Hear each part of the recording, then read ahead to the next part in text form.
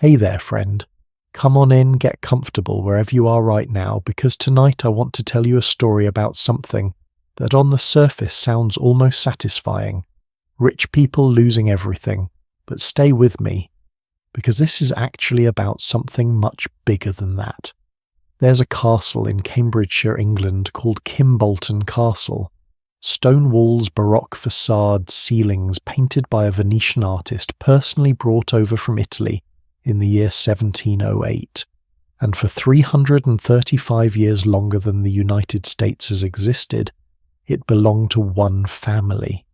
The Montagues, the Dukes of Manchester, 335 years, and then in the year 1950, the last Duke living quietly on a farm in Kenya at the time signed the papers to sell it to a school. The paintings were auctioned off, the furniture was scattered, and the place where generations of Montagues had been born, married and buried was quietly converted into classrooms.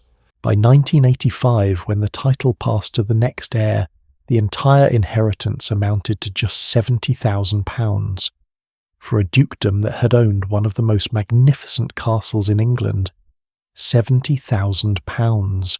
And the thing that strikes me most, for most of those 335 years, nobody in that family seriously believed this could happen. That right there is what tonight is really about.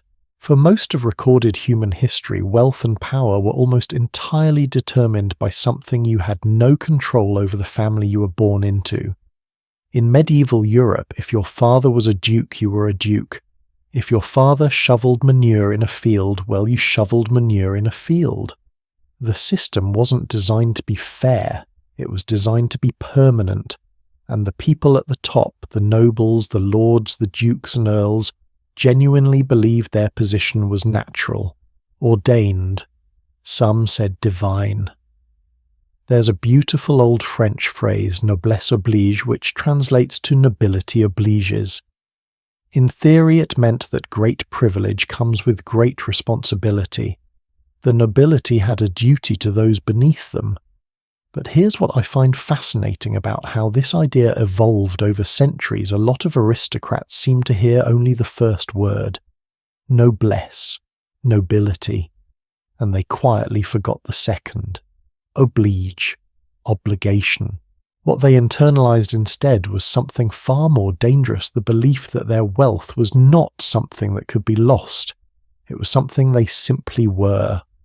A nobleman didn't think, I am a person who currently possesses great land and fortune. He thought, I am noble. Noble people have estates, therefore I will always have an estate. The difference between those two sentences is everything. When wealth becomes fused to your identity, when it stops being something you have and becomes something you are, you develop a near total blindness to its fragility. And that blindness, that beautiful, terrible blindness, is precisely what made so many of them so vulnerable. Now you might think, okay, but that was centuries ago. Surely people don't think like this anymore. And I gently push back on that, because when you look at psychological research on inherited wealth done in the 20th and 21st centuries, you find the same pattern. What some researchers call entitlement distortion, the unconscious belief that financial security is simply your natural state, something that returns to equilibrium on its own, no matter how much you neglect it. The aristocrats just had a more institutionally supported castle-shaped version of the exact same trap. And here's what I find remarkable: many of these people were genuinely educated. They spoke multiple languages, they'd read Cicero and Montaigne, some of them governed entire regions, a few wrote beautiful poetry, but intelligence has never been immunity from the seduction of comfort. Let me give you a sense of what this life actually felt like from the inside. Picture being born into a family like the Montagues in the early 18th century. You don't just have a house. You have a castle, one that other people's families built for you, that other people maintain for you. You have servants who've worked for your family for generations. When you travel with attendants. When you dine off silver. When you redecorate a room, you bring in an artist from Venice. And here's the subtler detail that I find almost unbearably interesting, because everything has always been there. You have almost no concept of its actual cost.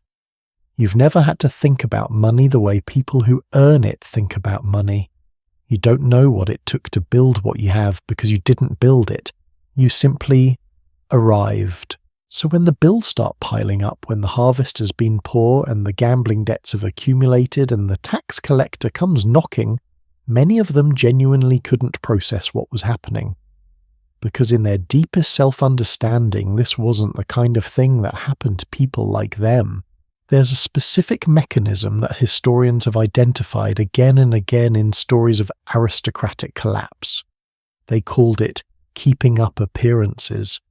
Even when a noble family's finances were in serious trouble, they would continue spending at exactly the rate they always had.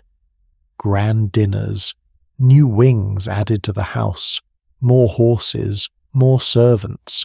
Why? Because to cut back on expenditure was to signal weakness. And in a society where your power was entirely based on the perception of your power, that was unthinkable. Historian David Carnadine, who spent decades studying the British aristocracy, found that noble families would maintain the full outward appearance of wealth for years, sometimes decades after they had already burned through their actual resources, performing wealth they no longer had. And here's the darkest irony, that very performance was itself accelerating their ruin. The more desperately they pretended, the worse it got. It's a little like someone deep in credit card debt who keeps going to expensive restaurants because they can't bear what it would say about them if they didn't.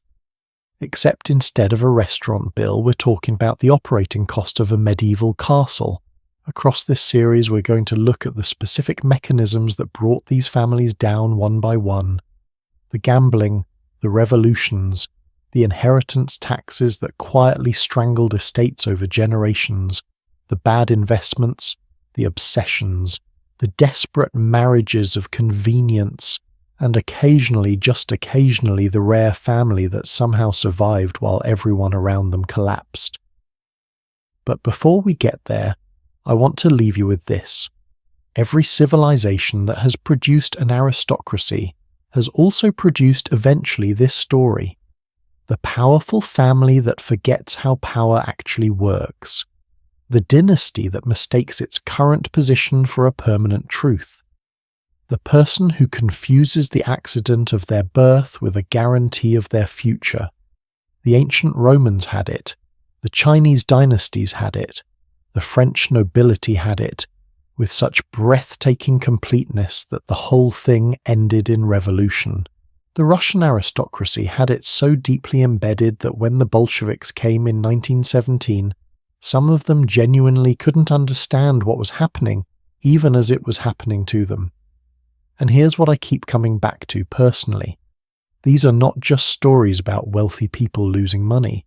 Yes, on the surface, that's exactly what they are. And there's a very human part of us that finds a certain satisfaction in watching the excessively privileged get brought down to earth. But I think they're actually about something far more universal.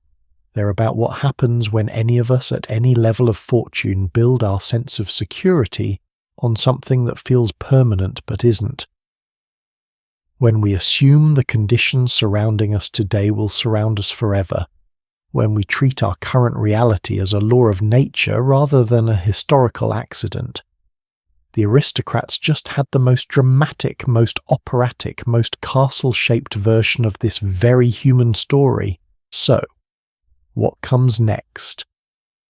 We're going to dive headfirst into one of the most compelling and honestly most wild ways that aristocratic families destroyed themselves. Gambling. Not casual $20 bet gambling. We're talking about aristocrats who stayed awake for days at a time at the card tables, lords who lost their entire annual income tens of thousands of pounds in a single evening, and a fish merchant named William Crockford, who looked at the gambling habits of the British nobility, spotted an opportunity and systematically stripped the aristocracy of more wealth than some nations could count. The detail about what happened inside Crockford's club, specifically the method he used to ensure the dice never stopped rattling, because the sound had what contemporary observers described as an almost hypnotic pull on compulsive gamblers, is something that genuinely could not be invented. Stay with me, we're just getting started. Right, so let's talk about gambling. And before you picture a Vegas strip or a poker table in someone's basement, let me ask you something first. Have you ever wondered what boredom actually costs real generational nothing left to fight for boredom? Because in the early 19th century in England, the answer turned out to be almost everything. Here's the setup. For nearly 40 years, roughly from 1775 to 1815, Britain was at war, constantly, exhaustingly at war. First the American Revolution, then the French Revolutionary Wars, then the Napoleonic Wars. Young aristocratic men had purpose. Many were officers. They had campaigns, they had missions, they had a reason to get up in the morning. Then in June 1815, the Duke of Wellington defeated Napoleon at Waterloo. The wars were over, Europe exhaled, and a generation of young noblemen who had been raised to lead armies suddenly had absolutely nothing to do with vast inherited fortunes, and a lot of evenings. What happened next was one of the more spectacular financial catastrophes in British history. The gambling clubs of London's St James's Street had existed for decades, but in the years after Waterloo they transformed into something almost cult-like. These weren't just places where men played cards. They were elaborate, beautifully appointed temples to the ritual of losing money, and the upper classes threw themselves in with a devotion that bordered on the spiritual. The most famous of all these establishments was a place called Crockford's, and the story of how it came to exist is one of the most satisfying reversals of fortune I've ever come across. The man behind it, William Crockford, was not an aristocrat, not even remotely. He was born in 1776 in London, the son of a fishmonger near Temple Bar. Crockford spent his early years selling fish. That's the whole biography. Fish seller. But here's what young Crockford had that his wealthy future victims didn't. He was exceptionally good with numbers. He had an almost instinctive feel for probability. He understood better than almost anyone exactly how the odds worked at a gambling table, which games could be engineered with a house advantage so subtle that educated men would never notice it. He started small betting at horse tracks, working his way up through the lower gambling houses, saving planning.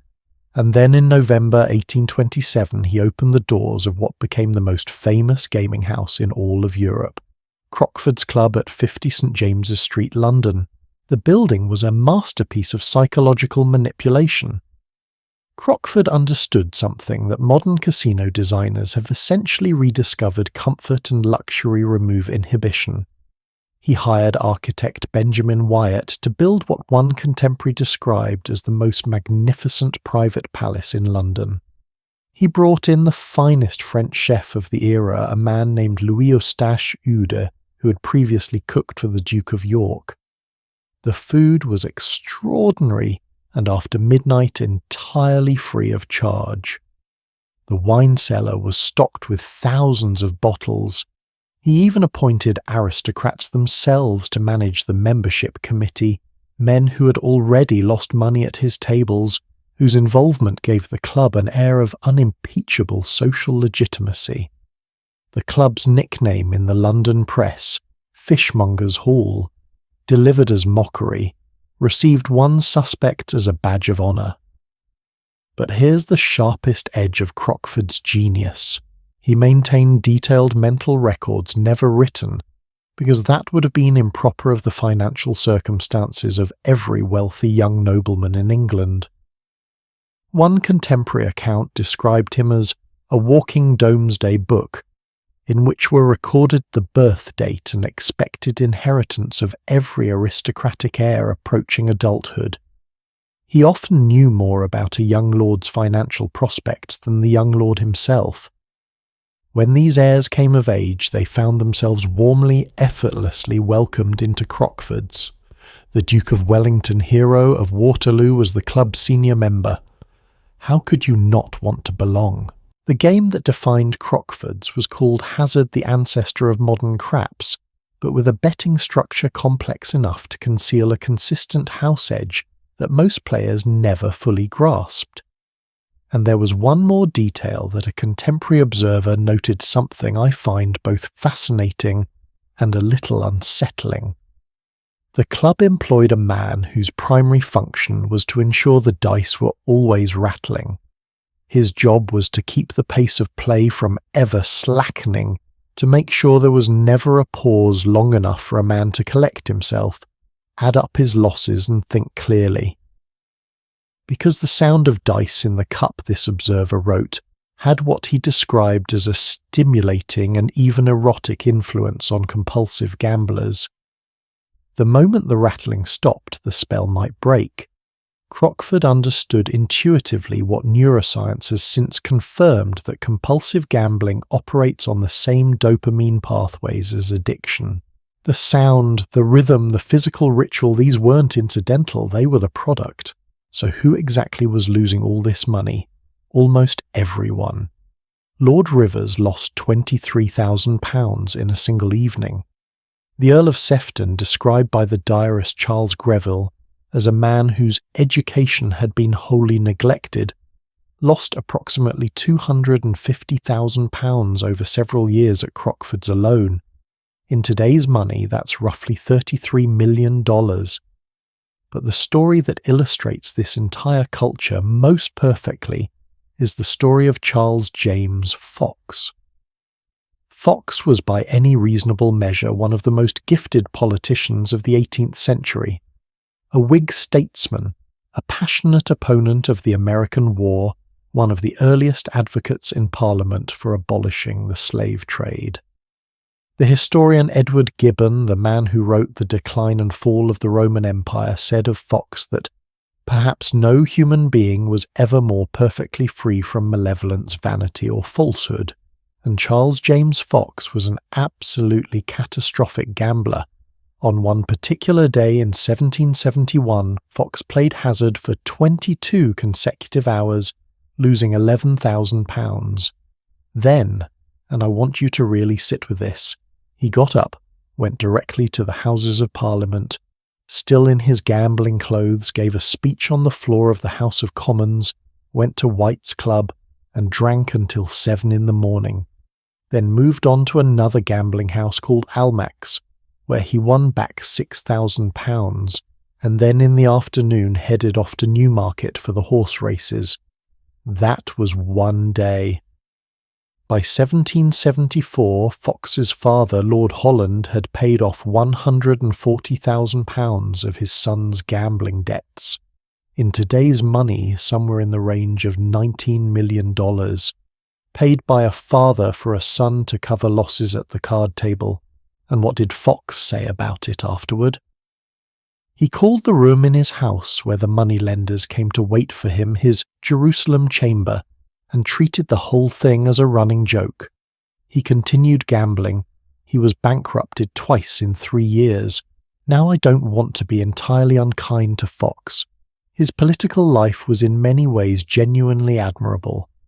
But his gambling perfectly crystallized something that ran through the entire aristocratic class of his era, the deep, comfortable belief that money was essentially bottomless, that losses were temporary inconveniences rather than real consequences. When you've grown up in a world where money has always appeared when needed, it is very hard to truly feel its absence until the day it doesn't come. Back to Crockford.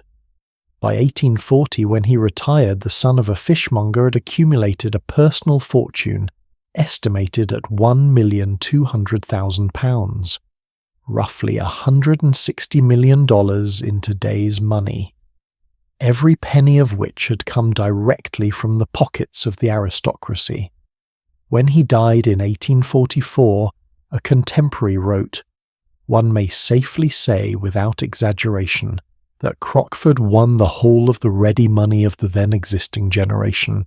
The whole of the ready money of the then existing generation.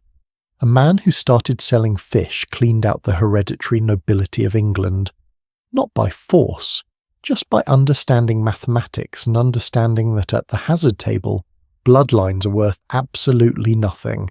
There's something almost poetic about it, honestly.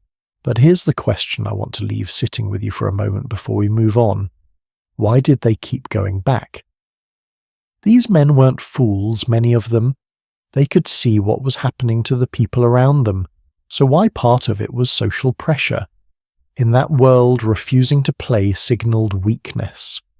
Part of it was boredom. But I think the deeper answer connects directly back to what we explored earlier. When you believe your wealth is simply part of who you are, you can't properly register the warnings.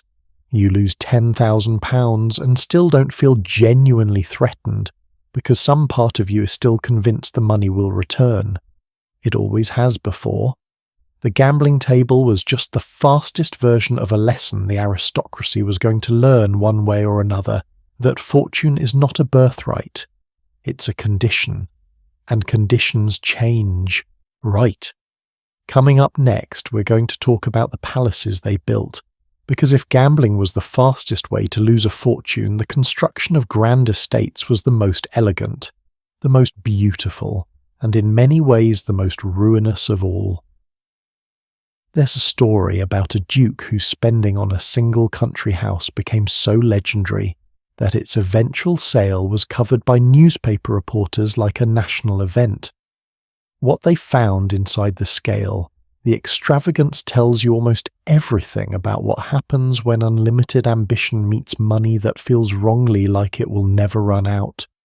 Let's go take a look. You know, there's a particular kind of madness that looks from the outside like genius. Building a palace will do that to you. We've talked about fortunes lost at the card table, fast, dramatic, and very public. But there was another category of ruin in the aristocratic world. Slower, quieter, dressed up in marble and gilded plasterwork and enormous libraries full of books no one ever read. And somehow, perversely, it was often more respectable, because at least if you built a magnificent palace, people could see where the money went. So let's talk about two men, two buildings, and two of the most spectacular examples of wealth consuming itself in the name of beauty. The first story starts in Buckinghamshire, England, with a house called Stowe. Stowe House is even today one of the most breathtaking estates in England. Its south facade is a sweep of pale stone columns, a neoclassical grandeur that has made architects weak at the knees for 3 centuries. The landscape garden surrounding it, designed by some of the greatest garden architects in British history, are now a National Trust site and regarded as the most important landscape garden in England. Queen Victoria herself visited in January 1845 and said afterwards that she had no such splendour in either of my 2 palaces. Let that sit for a moment.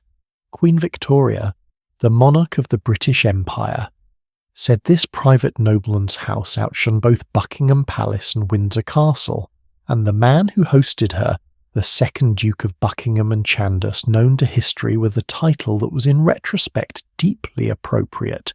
Contemporary observers called him the greatest debtor in the world. Here's what the Duke did for Queen Victoria's visit. He hired a full regiment of yeomanry, 3 musical bands, and hundreds of labourers not to do actual work but simply to line the avenue as the Queen's carriage approached, just standing there, looking impressive, being paid. The Duke, at the point he hosted her, was already drowning in debts that had been accumulating for years. By 1845 his total debt stood at over £1,400,000, more than £100 million in today's money. He'd inherited the estate with an annual income of £70,000, a genuinely vast fortune for the era. He had managed to spend so far beyond it so consistently that by 1847 he was declared bankrupt, inherited one of the most magnificent estates in England. Bankrupt within 8 years. After the bankruptcy, the Duke quietly left England to avoid his creditors, the family's outlying estates in Ireland, Hampshire, Gloucestershire, Somerset, Cornwall and Oxfordshire, some 36,000 acres in total, were sold. And then came the main event.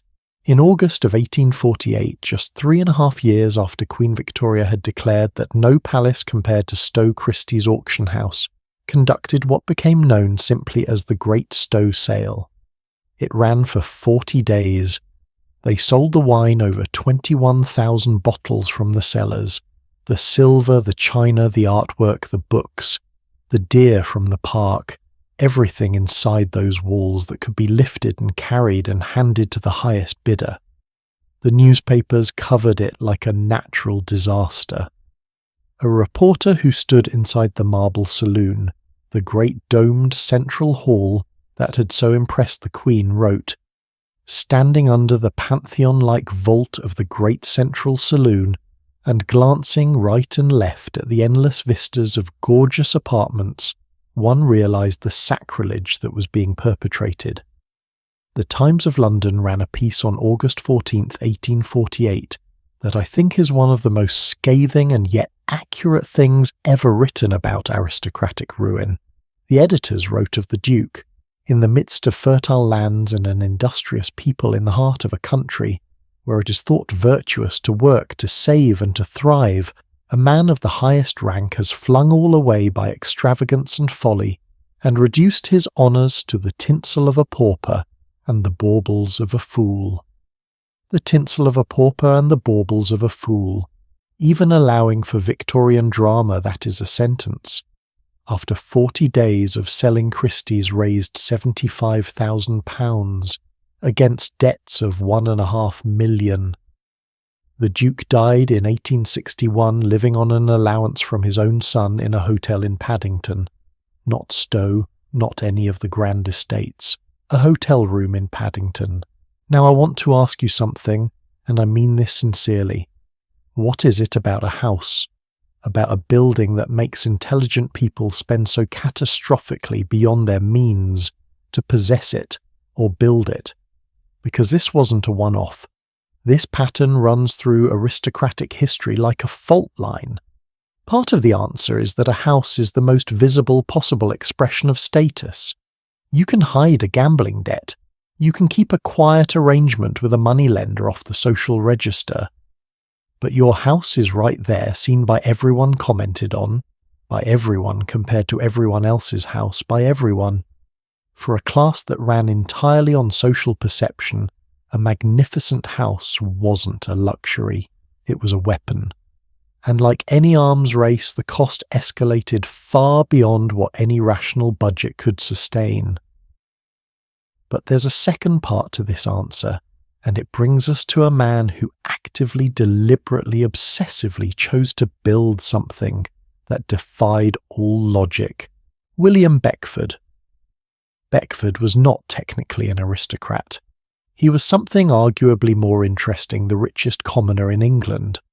At the age of 10, he inherited £1 million in cash and an annual income of around £100,000 per year. In today's terms, roughly £90 million as a child.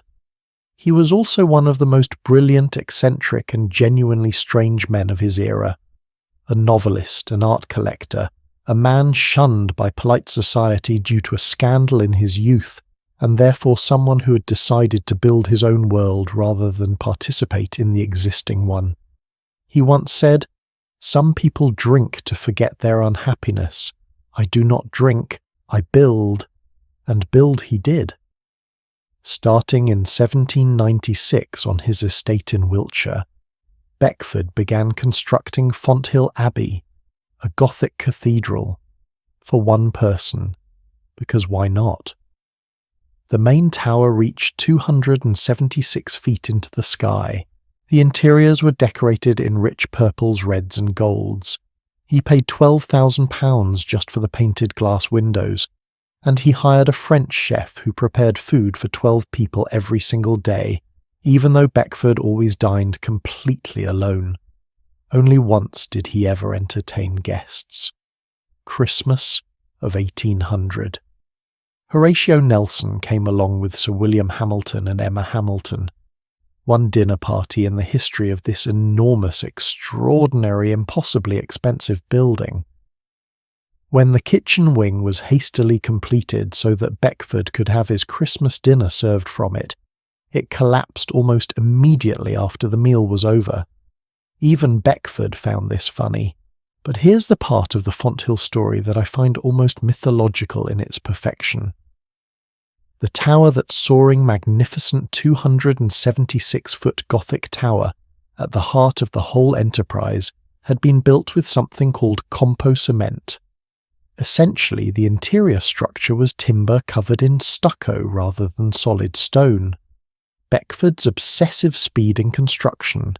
He wanted it finished, he wanted it beautiful, he wanted it now, had led the builders to cut corners on the foundations and the structural integrity. The tower had already collapsed once during construction and been rebuilt, higher. In 1822, Beckford ran out of money. He had lost his Jamaican sugar plantations in a legal action. Fonthill Abbey was sold along with its contents to a gunpowder dealer named John Farquhar for £330,000. As Beckford handed over the keys, he mentioned to the new owner that the tower might not be entirely structurally sound. Farquhar apparently thought he was exaggerating.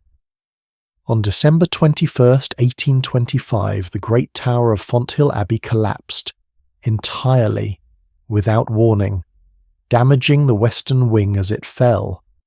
Beckford, by then living comfortably in Bath on the proceeds of the sale, heard about it, and said his only regret was that he hadn't been there to watch. Now, what connects Stowe and Fonthill?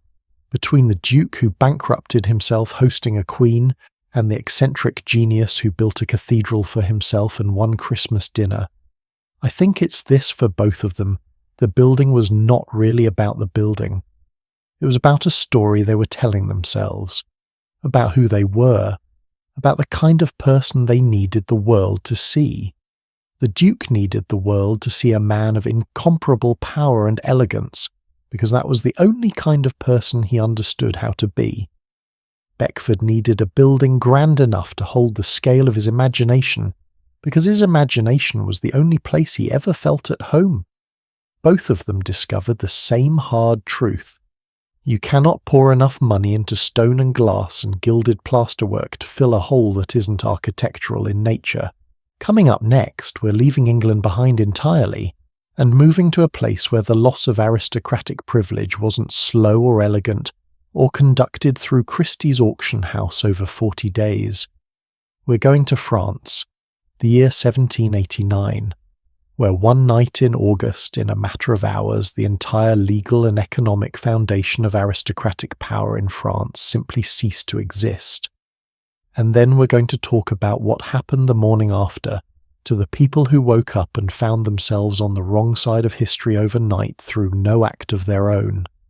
The speed of it, the completeness of it, is something I still find almost impossible to fully comprehend.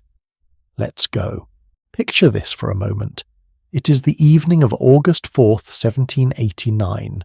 You are a French nobleman. You own land. You collect taxes from the peasants on your estate.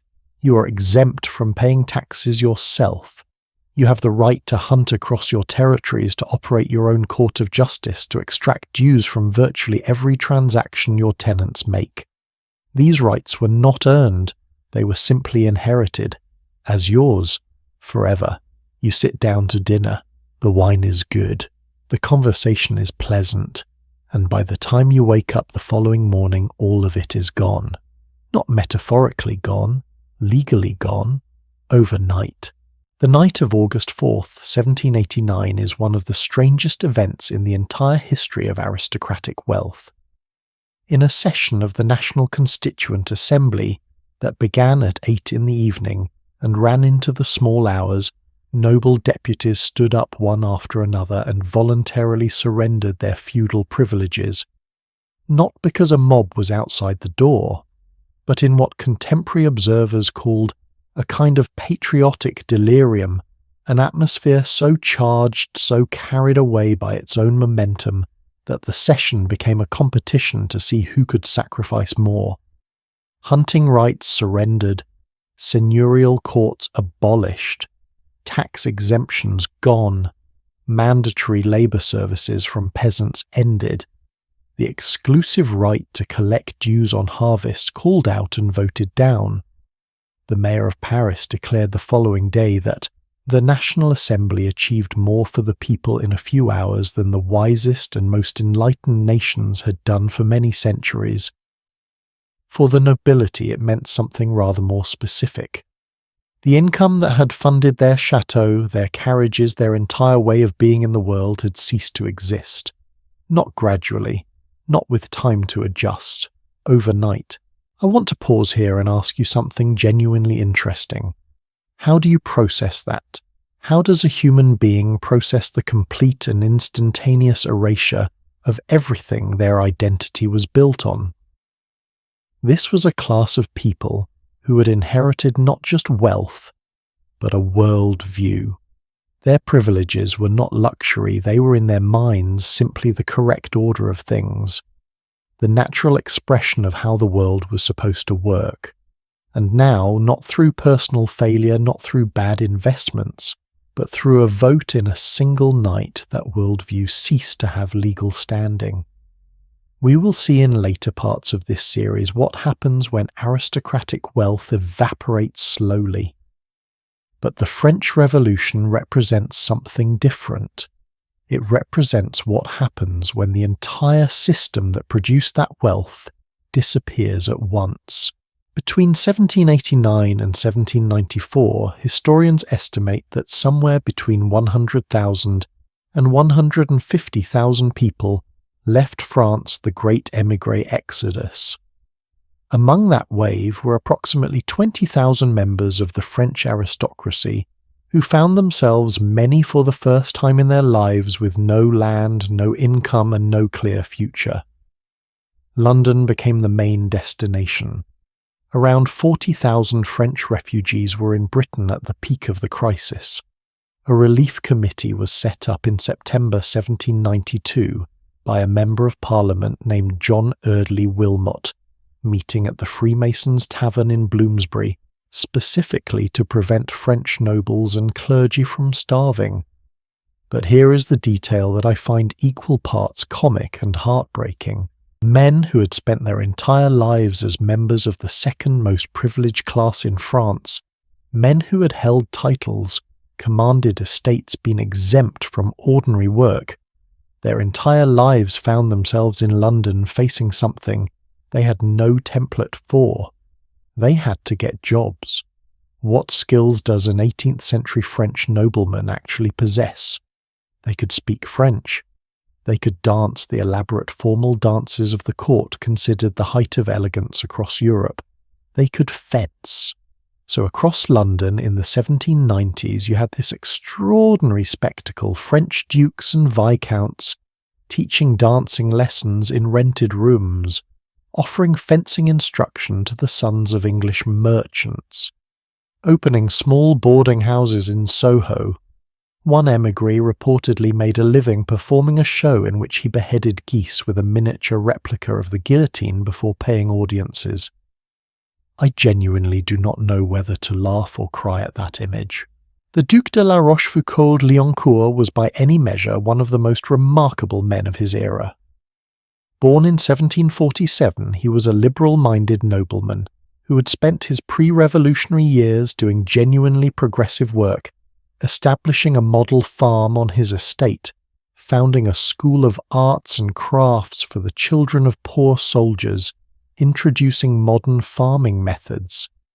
He was not the caricature of the idle, exploitative aristocrat. He was the exact opposite, a reformer who had used his privilege in the service of others. and it was he who in the small hours after the fall of the Bastille on July 14, 1789, walked into the bedchamber of King Louis XVI to wake him with the news from Paris. The king asked, "Is this a revolt?" And La Rochefoucauld replied with a line that has echoed through history ever since No Sire, it is a revolution.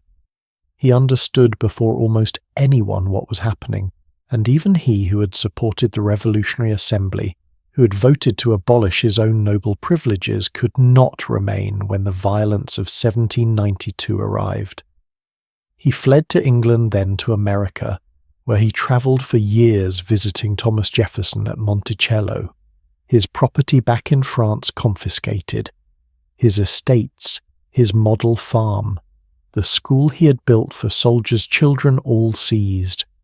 He returned to France in 1799. The restored regime treated him, as one historian noted, with dignity but distantly. Here is what strikes me about the French Revolution whenever I sit with this history long enough. The British aristocrats we talked about in earlier parts of this series, the dukes who bankrupted themselves through gambling and building, at least had agency in their ruin. Their choices led them there. You could trace the line from decision to consequence. The French case was different. Some of these nobles had done nothing reckless. Some had done everything right. La Rochefoucauld had spent decades trying to be a better kind of aristocrat, and it made no difference at all. When a social order collapses, it takes everyone inside it. The French law of 1792 was brutal in its precision. Once you emigrated, every asset you held in France was immediately confiscated. If you attempted to return, you faced execution within 24 hours. By the height of the terror in 1793 and 1794, émigrés were legally declared dead for purposes of civil law. They did not just lose their wealth, they lost their legal existence. And the deeper irony, many of these nobles had genuinely believed in the ideals of the Enlightenment. They had read Voltaire and Rousseau. They had supported reform. The revolution they helped create simply moved faster and further than they were prepared to follow. They had voted in a night of enthusiasm to abolish the system that sustained them, and the revolution took them at their word. What remained when the dust settled was a France that was genuinely more equal, at least in theory. The feudal system was gone. The legal structures of the old order had been dismantled with extraordinary thoroughness.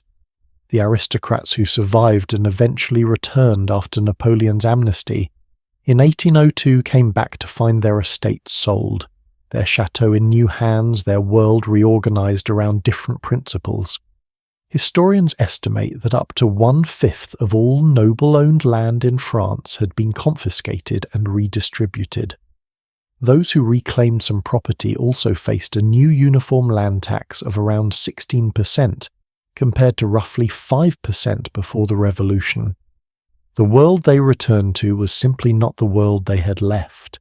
There is a word the French used for this particular flavour of loss. They called it nostalgia, though the original clinical meaning of the word, coined in the 17th century, described not a pleasant wistfulness, but a serious medical condition, a debilitating grief for a home you could never return to. I think that is exactly the right word for what the French aristocracy experienced after 1789. Not just poverty, not just dispossession, but the grief of a world that had been completely erased. The British aristocrat who gambled away his estate could in theory imagine rebuilding. He still lived in a world where his class had meaning. The French émigré teaching fencing lessons in a London boarding house had lost something more fundamental. He had lost the very world that his identity was made of, and no amount of dancing lessons was going to bring it back. Up next, we crossed to the east to a country where 128 years after the French Revolution, something very similar happened again. Faster, more completely. with a ferocity that made even the most dramatic nights of the French Revolution look almost tame by comparison. Russia, 1917. And the families who woke up one morning to find that everything, not just their land, not just their income, but their name, their history, their very right to exist as who they were, had been declared the enemy of the state. That story's coming right now. Russia, 1917. I want to start this section with a single fact because I think a single fact can sometimes carry more weight than 10 pages of description. The Sheremetev family, one of the two most powerful aristocratic dynasties in Imperial Russia, owned at their peak 1,900,000 acres of land and 300,000 serfs to work it. 300,000. That is not a typo. The Sheremetev patriarch's son Alexander never travelled without a large retinue of servants and domestics, his musicians and choristers, and even cows from his villages to assure a ready supply of fresh milk. Cows, travelling cows, to ensure the milk was fresh. The Golitsins, the other great family we'll follow in this part, were somewhat more modest in fortune but arguably more prominent in influence. The last Golitsyn patriarch spoke French as his first language, which was unremarkable among the Russian elite and served as the last imperial mayor of Moscow. Both families, by any measure in history, stood at the absolute summit of Russian society. And then in 1917, the summit simply ceased to exist. Here is what I want you to think about as we move through this story. We talked in the last section about the French Revolution, where a single dramatic night in August 1789 legally dismantled the feudal system. That happened quickly, violently, irreversibly. What happened in Russia starting in 1917 was different in character. Not a single violent night, but a slow, grinding, methodical destruction that stretched over decades. The French aristocrat who survived could eventually return and rebuild something. The Russian aristocrat who survived faced wave after wave of persecution in 1918, in the 1920s, in 1937. There was no moment when it was over. There was only the question of when your particular turn would come. Historian Douglas Smith, who spent years researching this period in his landmark work, Former People, captured the essence in one devastating phrase. After 1917, the Bolsheviks officially reclassified Russian nobles. They were no longer citizens. They were no longer people in the eyes of the state. They were called former people. Let me tell you what that actually meant in practice. By February of 1918, just a few months after the revolution, 75% of all land in Russia had been confiscated from its former owners, not purchased, not compensated, simply taken. Urban mansions were seized by the state and either turned into offices for government agencies or, in a detail I find particularly deliberate, converted into museums of the former way of living, essentially monuments, to display the extravagance of the class that had been overthrown. The Sheremetevsk-Kuskovo estate near Moscow, built in the mid-18th century as a summer palace so extraordinary that its outdoor entertainments once attracted 25,000 guests, was nationalized in 1918 and turned into a state museum. Their Fountain House Palace in St. Petersburg, with its vast art collections, was similarly seized. But the loss of property, as devastating as it was only the first layer. Former people was not just a description, it was a legal category with practical consequences. Nobles were placed on reduced food rations. They were required to prove they were doing physical labour in order to qualify for any rations at all. Elderly countesses in their 70s were assigned to clean public toilets and shovel snow from city streets. Former generals were given pointless tasks, moving heavy stones from one location to another and back again, designed not to accomplish anything but to degrade. Children of noble families were forbidden from attending schools, Think about that.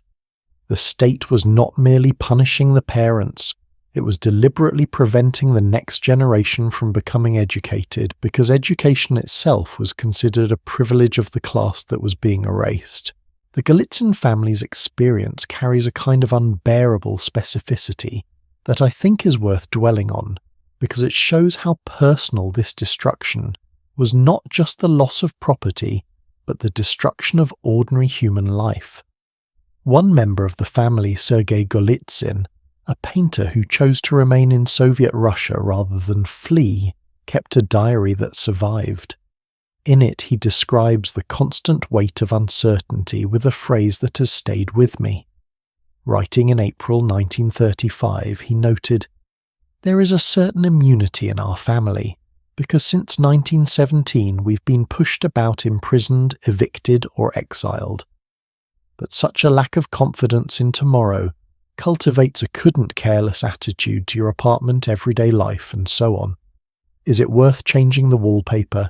Is it worth fixing something if tomorrow they could kick you out? Is it worth fixing the wallpaper?" He was arrested for the fourth and final time in 1941. He died in a Soviet labor camp in 1943. He was 39 years old. He left behind a wife and 3 children. Meanwhile, Irina Golitsyn, another family member, recorded in her memoirs a detail about the revolutionary period that reveals more than almost anything else just how vast the gulf was between these two worlds. During the chaos of 1917, when Red Guards came to search her family's large Petrograd house, she realized with shame that she could not tell them where to find the kitchen. "I only knew where the lift was," she wrote, "that brought food from the kitchens." She had lived in that house her entire life and had never needed to know where the food came from. Her father was executed 2 years later. Now, there is a question worth asking honestly here because the history demands it. Were the Russian nobility sympathetic victims? In some cases, genuinely yes. Many were cultivated, generous, forward-thinking people who understood their privilege was unjust. The Golitsyn patriarch himself, Prince Vladimir Golitsyn, the former mayor of Moscow, wrote in June 1918, "In our domestic strife one cannot but see retribution for the evil done to the people for centuries of repression. We are all just as guilty, and we all turned out to be blind, unconscious instruments of fate. That is not self-pity. That is a man of remarkable moral clarity, writing in the ruins of his world, acknowledging honestly what he understood about how those ruins came to be. And yet, the destruction that followed was not justice. The children denied schooling had done nothing. The elderly women forced to clean streets had done nothing. Sergei Golitsyn, the painter keeping his diary, had done nothing. The targeting was inherited not based on what you had done, but on what your family name meant. Smith described them as isolated islands of privilege in a vast peasant sea of poverty and resentment. That is historically accurate. But it doesn't make the drowning of those islands a morally simple event. The families that escaped told stories of a different kind. One branch of the Golitsyns followed the White Army during its retreat across Siberia, eventually making their way to Manchuria and then to California. Their descendants went into film production. Some of them won Academy Awards while their relatives back in Russia were being processed through the labor camp system. That detail, Academy Awards on one side of the world, labor camps on the other, within the same family and the same generation, strikes me as one of the more astonishing illustrations of what the word revolution actually means when applied to human lives. The Sheremetev family fared worse. One descendant, Nikita Sheremetev, eventually made his way to the West after the Soviet collapse.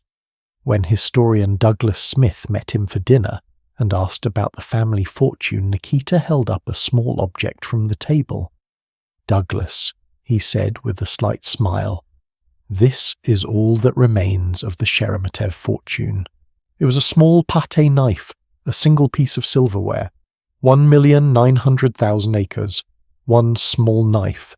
There is something I find myself returning to every time I read about these Russian families, something that feels different from the other stories in this series.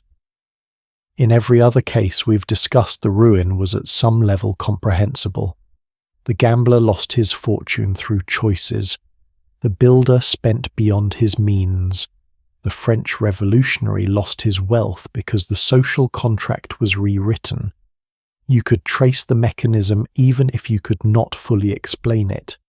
The Russian case is different. It was not ruin. It was erasure. A systematic, deliberate attempt to make an entire class of people not just poor, but non-existent. Not just dispossessed, but redefined as something that no longer had the right to occupy space in the world. Former people. 2 words. And everything that those 2 words meant. What comes next in this series shifts the geography and the era, but not the essential human question, which is, what does a class of people do when the world they were built for simply stops needing them? We've seen it happen through revolution, through violence, through the overnight erasure of legal privilege. What about when it happens slowly, through taxes, through laws, through the quiet erosion of an entire economic system, through the deaths of thousands of young men in a war that nobody properly understood, leaving estates with no heirs' titles, with no money, and a Britain that came back from the trenches looking at its old aristocracy and asking very quietly a question it had never quite dared to ask before. That story, the British aristocracy after the First World War, is the one we're heading into next. Not every aristocratic fortune collapsed in a single night. Not every ruin arrived with soldiers at the door or a revolutionary tribunal in session. Sometimes wealth erodes the way a coastline does, slowly, almost imperceptibly, until one morning you look up and the ground you were standing on is simply gone. That is the story of the British aristocracy after the First World War. And I want to start it not with a revolution, not with a guillotine, but with something far quieter, and in its own way far more insidious, a tax form. In 1894, the British Chancellor of the Exchequer, a Liberal politician named William Harcourt, stood up in Parliament and introduced what he called the estate duty, a graduated tax on inherited wealth. As he passed the bill's 3rd reading, he reportedly pointed at a prominent aristocrat in the gallery and said with visible satisfaction, "This will catch him." It started modestly. 8% on estates worth more than £1 million. Not devastating, but it was a principle. And once a principle like that exists in a tax code, it can always be expanded. By 1919, 1 year after the end of the First World War, death duties on the largest estates had risen to 40%. By 1940, 65%. By 1949, 80%. 80%. Every time a title passed from one generation to the next, the family had to hand over 4/5 of the estate's value to the government. There was usually no income-generating business to sell shares in. There was just land which you either sold mortgaged or handed over. This was not the sudden fire of revolution. This was a slow burn one the British aristocracy, for all their connections and influence, ultimately could not extinguish. But here is the thing about the tax story that I think often gets lost when people tell it. The death duties were one pressure, and they were real and serious, but they were hitting an aristocracy that was already weakened by something else, something that historians consider an even bigger factor in the collapse of the country house system. The First World War. Not just the financial costs, the human costs. Among British and Irish peers and their sons who served in the war, 1 in 5 was killed. 1 in 5. The aristocracy had a deeply ingrained tradition of military service, of leading from the front, of being seen to do their duty alongside the men they commanded. Officers in the British Army were disproportionately drawn from titled and landed families. and they died at rates that no inheritance strategy, no matter how clever, could plan around. Think about what happens to an estate when an heir dies at the Somme. The title passes often to a younger son or a cousin or some distant relative who had perhaps never expected to inherit anything, and when it passes, death duties become payable. Then if that person dies or dies soon after another round of death duties is triggered. Families with bad luck, and bad luck was everywhere in 1914 to 1918, could face 2 or 3 rounds of death duties within a single decade. The story of Lady Desborough and Panshanger House, a magnificent estate in Hertfordshire, captures something essential about how this worked in practice. Her eldest son, Julian Grenfell, was a brilliant, celebrated young man, a poet and soldier. He was killed in action in 1915. His poem, Into Battle, written just weeks before his death, was published the same day the news arrived of his passing and was read across the country. 2 months later, his younger brother Gerald was also killed in action. Then in 1926, her third son Ivo died in a car accident. 3 sons, 3 deaths, 11 years. Lady Desborough never truly recovered, and when she herself died in 1952, the great Panshanger estate, which had stood for over a century, was sold to a demolition contractor for £17,750. It was knocked down within 12 months. I want to ask you something at this point because I think it's a genuinely interesting question. When you hear a story like Lady Desborough's 3 sons lost a house, demolished a family line, essentially ended, who do you sympathise with? I find I feel something complicated. There is genuine human grief in that story. 3 mothers mourned those sons. A woman spent the rest of her long life grieving. That is real. At the same time, this same class of people, just a generation earlier, had fought with every political tool at their disposal to prevent any expansion of the vote, any increase in taxes, any social change that might redistribute a fraction of the extraordinary wealth they sat on.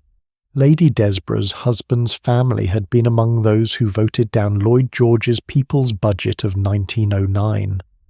That budget, which tried to fund basic social programs, had provoked a constitutional crisis precisely because hereditary landowners in the House of Lords refused to let it pass. History is rarely simple, and neither is how we feel about it. I think that is probably true of most things worth understanding. In 1919 alone, historians estimate that approximately 1 million acres of land in England and Wales changed hands.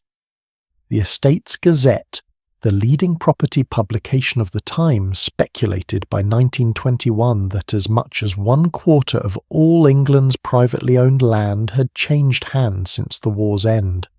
1/4, in roughly 2 years. That scale of transfer hadn't been seen since the Norman Conquest. The country was in a very real sense being redistributed, not by revolution, not by decree, but by auction houses and solicitors' offices and the quiet arithmetic of death duties. Country houses across England were sold, converted to other uses, or simply demolished. By the end of the 20th century, historians estimate that more than 1,000 English country houses had been torn down, not abandoned, demolished, stone by stone, sold for building materials, or left to collapse into fields where garden parties had been held just 30 years before. Clumber House, the ancestral seat of the Dukes of Newcastle, one of the grandest estates in the entire north of England, was demolished in 1938 because the family could no longer afford the taxes on it. Highclere Castle, which modern audiences may recognise as Downton Abbey in the television series, survived but barely. When the 5th Earl of Carnarvon died in 1923, his heirs faced a death duty bill of £500,000. To put that in perspective, that represented an estate valuation of approximately £1.5 million, which in today's terms would be something close to £120 million, paid in tax, on one death. There was another pressure running alongside the taxes and the losses of war, and it is one that I think deserves its own moment of attention because it reveals something fascinating about how the economics of aristocratic life actually worked. Servants. Before the First World War, a large English country house employed between 30 and 50 domestic staff, footmen, housemaids, kitchen staff, stable hands, gardeners, butlers. This was structural, not luxury. These houses were designed to require that kind of labour. The kitchens were often a quarter mile from the dining room. The grounds ran to hundreds of acres. During the war, those servants left. Men went to the front. Women went to munitions factories, which paid better and offered better conditions than domestic service ever had. Many of them, when the war ended, simply did not come back, as one former gamekeeper's son described it. In those days, every county had 30 or 40 big houses each with a staff of 30 or 40. Who would have dreamed that in my lifetime all that would pass away? We thought it would last forever. They thought it would last forever. The income tax rate, meanwhile, had risen from 6% in 1914 to 30% by 1918. An economy organised around providing for a landed aristocracy was quietly being reorganised around something else entirely. What I find most striking about this particular chapter of aristocratic decline, and what makes it different from everything we've discussed before, is that there was no villain, no Crockford systematically extracting money at a gaming table, no revolutionary moment, no clearly identifiable act of ruin. There was a war that killed people on an unimaginable scale. There was a tax that applied its logic mechanically, impartially, generation after generation. There was an economy that had changed and a labour market that had moved on. There was a society that had quietly decided it no longer needed to organise itself around the needs and comfort of a hereditary land-owning class. The aristocracy's wealth didn't end, but the kind of wealth they held, land-based, illiquid, dependent on cheap labour and political privilege, simply became a burden rather than an asset. A house that had expressed power and status in 1890 had become an impossible overhead by 1950. Clumber, Panshanger, dozens more gone. Coming up next, we move from the slow erosion of a class to something even more personal. The story of what happens when you inherit a title and a fortune, and no one tells you that it's already been spent. The tale of an heir who arrives at his ancestral home expecting a kingdom, and finds instead the ruins of one. The 7th Marquis of Bristol is waiting, and his story is in its own way one of the most extraordinary and most cautionary tales this series has to tell. So far in this series we have watched aristocratic wealth collapse under gambling debts, architectural vanity, revolution, war and taxation. Each story had an external force, a card table, a mob, a parliament, a generation of sons who never came home. But here is a question I've been sitting with. What happens when the enemy is not outside the gates? What happens when the person holding the keys decides to burn the house down himself? Ickworth House sits in Suffolk in the east of England. At its centre rises a vast oval rotunda, a domed neoclassical structure connected by curved corridors to wings on either side. It looks less like a house than like a Roman fantasy dropped into an English field. The man who commissioned it, the 4th Earl of Bristol and Bishop of Derry, was an eccentric, even by his era's generous standards. He once tipped a tureen of hot spaghetti out of his Roman hotel window onto a religious procession below because he could not stand the sound of bells. Hotels across Europe named themselves Hotel Bristol, simply because wherever he stayed became the best establishment in town. Ickworth passed down through the Hervey family for generations, accumulating centuries of art, silver and furniture. By the 20th century, the estate had been in the family for over 500 years. and then in the space of about 15 years a single man dismantled it almost entirely. His name was Frederick William John Augustus Hervey. He went by John. He was the 7th Marquis of Bristol, and his story is one of the most extraordinary, and I will admit one of the most genuinely sad tales of inherited wealth, destroyed not by history, but from the inside. John Hervey was born in 1954. When he was 16, he inherited £1 million from a family trust. When he turned 21, he received another £4 million. By the time his father died in 1985, he'd accumulated a personal fortune estimated at up to £35 million, including oil wells in Louisiana, and a sheep station in Australia covering 57,000 acres.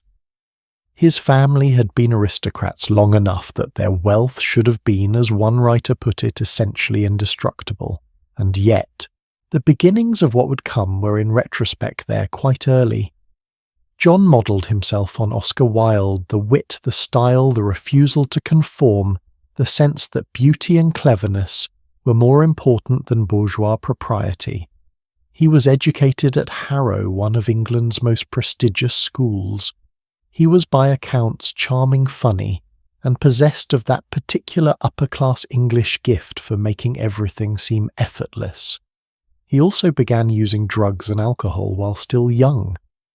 The Oxford Dictionary of National Biography, which is not normally given to tabloid language, describes him with one word: wastrel. In his early 20s, living in a small flat in London and selling second-hand Bentley cars, friends say he was genuinely at his happiest. There is something poignant in that detail. The man who would eventually own oil wells and a 57,000-acre farm was perhaps most content when he was simply a young man in a modest flat without too much money and too much time on his hands. Then his father moved to Monte Carlo as a tax exile, then Paris, then Manhattan. In New York in the late 1970s and early 1980s, John, going by the name Viscount Jermyn, threw parties at which Andy Warhol appeared as a guest. Mick Jagger came. This was the era of Studio 54, of a certain kind of gleaming, dangerous glamour that consumed people very efficiently. John was not immune to it. He was not just attending this world. He was funding it. I want to pause here because the story of John Hervey is often told as a simple morality tale, the profligate aristocrat who wasted his fortune on excess, who deserves no sympathy. Parts of that are true. He made choices, terrible choices repeated over years that cascaded into catastrophe. But I think something more complicated was happening. His father was described by a family friend as someone who treated his son and heir with indifference and contempt. At family dinners, the young John was required to wear long white gloves at the table, not as tradition, but as a form of humiliation. His parents divorced when he was 5. His father attempted at one point to legally prove that John was not his biological son. He stripped Ickworth House of all its contents while John was away, so that John came home to find the ancestral home completely emptied. One of John's school friends said it plainly: Victor created the monster that John became. I'm not offering this as an excuse. Plenty of people have difficult fathers and do not spend £35 million on cocaine. But when we reduce a human life to the headline "Aristocrat squanders fortune," we lose the chance to understand anything useful from it. By 1983, John had been arrested in New York on suspicion of trafficking $4 million of heroin and cocaine charges that were eventually reduced to a misdemeanor. He returned to England. He moved into Ickworth House, which had by then already been handed over to the Treasury in lieu of death duties in 1956, and from there transferred to the National Trust. The Hervey family retained the right to live in the East Wing under a lease agreement. In September 1984, a week before his 30th birthday, John married a young woman named Francesca Fisher. He wanted genuinely to reform. He wanted an heir to carry on the family line. His father refused to attend the wedding, publishing a notice in the Times announcing he had a prior engagement. The marriage lasted less than 3 years. It did not produce children. It ended, among other reasons, after John accidentally drove a car halfway over a cliff with Francesca still inside it. By 1988, he was imprisoned in Jersey for cocaine possession and trafficking. Contemporary reports estimated he was spending around £25,000 per year on the drug alone. He served 7 months of a 12-month sentence. He was released. Nothing changed. He was deported from Australia in 1990. He was charged with possession again in 1991 and 1992. His estate company was liquidated that October, with debts of over £650,000. He was ordered to attend rehabilitation in 1993 and went to the south of France, instead earning himself a 10-month prison sentence. He was arrested again in September 1994. By this point, the fortune was almost entirely gone. In March 1994, he sold the remaining contents of Ickworth House at auction for £2,300,000. The silver, the paintings, the furniture accumulated over generations, all gone in a single sale. He fired a shotgun repeatedly into the air over the Ickworth estate grounds, shouting abuse at the members of the public who had come to visit. He had his own family home, the ancestral seat of 5 centuries, and he could no longer enter most of it. Tourists walked through the rooms where his ancestors had lived. He fired a gun into the sky and cursed them. In 1998, he sold the remaining lease on the East Wing back to the National Trust for £100,000. He moved into a small house on the grounds called Little Horringer Hall. On the 9th of January 1999, he complained of a stomachache. He went to bed. The following morning, his butler went to check on him and found he was not breathing. By the time the ambulance arrived, there was nothing to be done. The coroner's verdict: multiple organ failure due to chronic drug abuse. He was 44 years old. The £5,000 left in his estate was consumed almost entirely by funeral expenses. His will reportedly left substantial sums to his butler and chauffeur. It is not known whether anyone was ever paid. Now, what does a story like this have to do with the larger themes of this series? John Hervey was not ruined by revolution, tax or war. He had £35 million and he spent it. But I think his story illuminates something the other stories only approach from the outside. Inherited wealth is not simply money. It is a set of roles, expectations and identities handed down across generations. You are born into a story already in progress. You receive a name, a house, a title, and a set of unspoken obligations, and you're never really asked whether you want any of it. John's happiest years, by everyone's account, were those early years in London selling cars, living in a small flat. Before £35 million was placed on him, before he became formally and officially the 7th Marquess of Bristol. There is a strange, quiet tragedy in that. The Ickworth estate is now a National Trust property. Visitors drive down its long approach road on summer weekends, walk through the rooms, have tea in the cafe.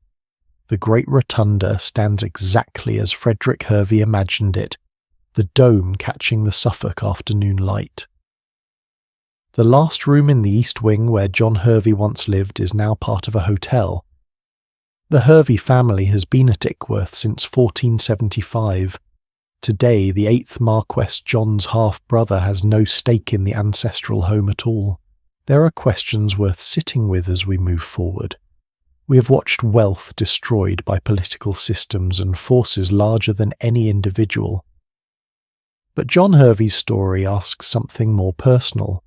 What does it mean to be born with everything, and to find that everything is in some fundamental sense the problem? The next story crosses the Atlantic to an American dynasty that built one of the most spectacular fortunes the New World had ever seen, and then watched 3 generations methodically dismantle every dollar of it. The scale is different, The setting is different, but the underlying question turns out to be exactly the same. The Vanderbilts are next.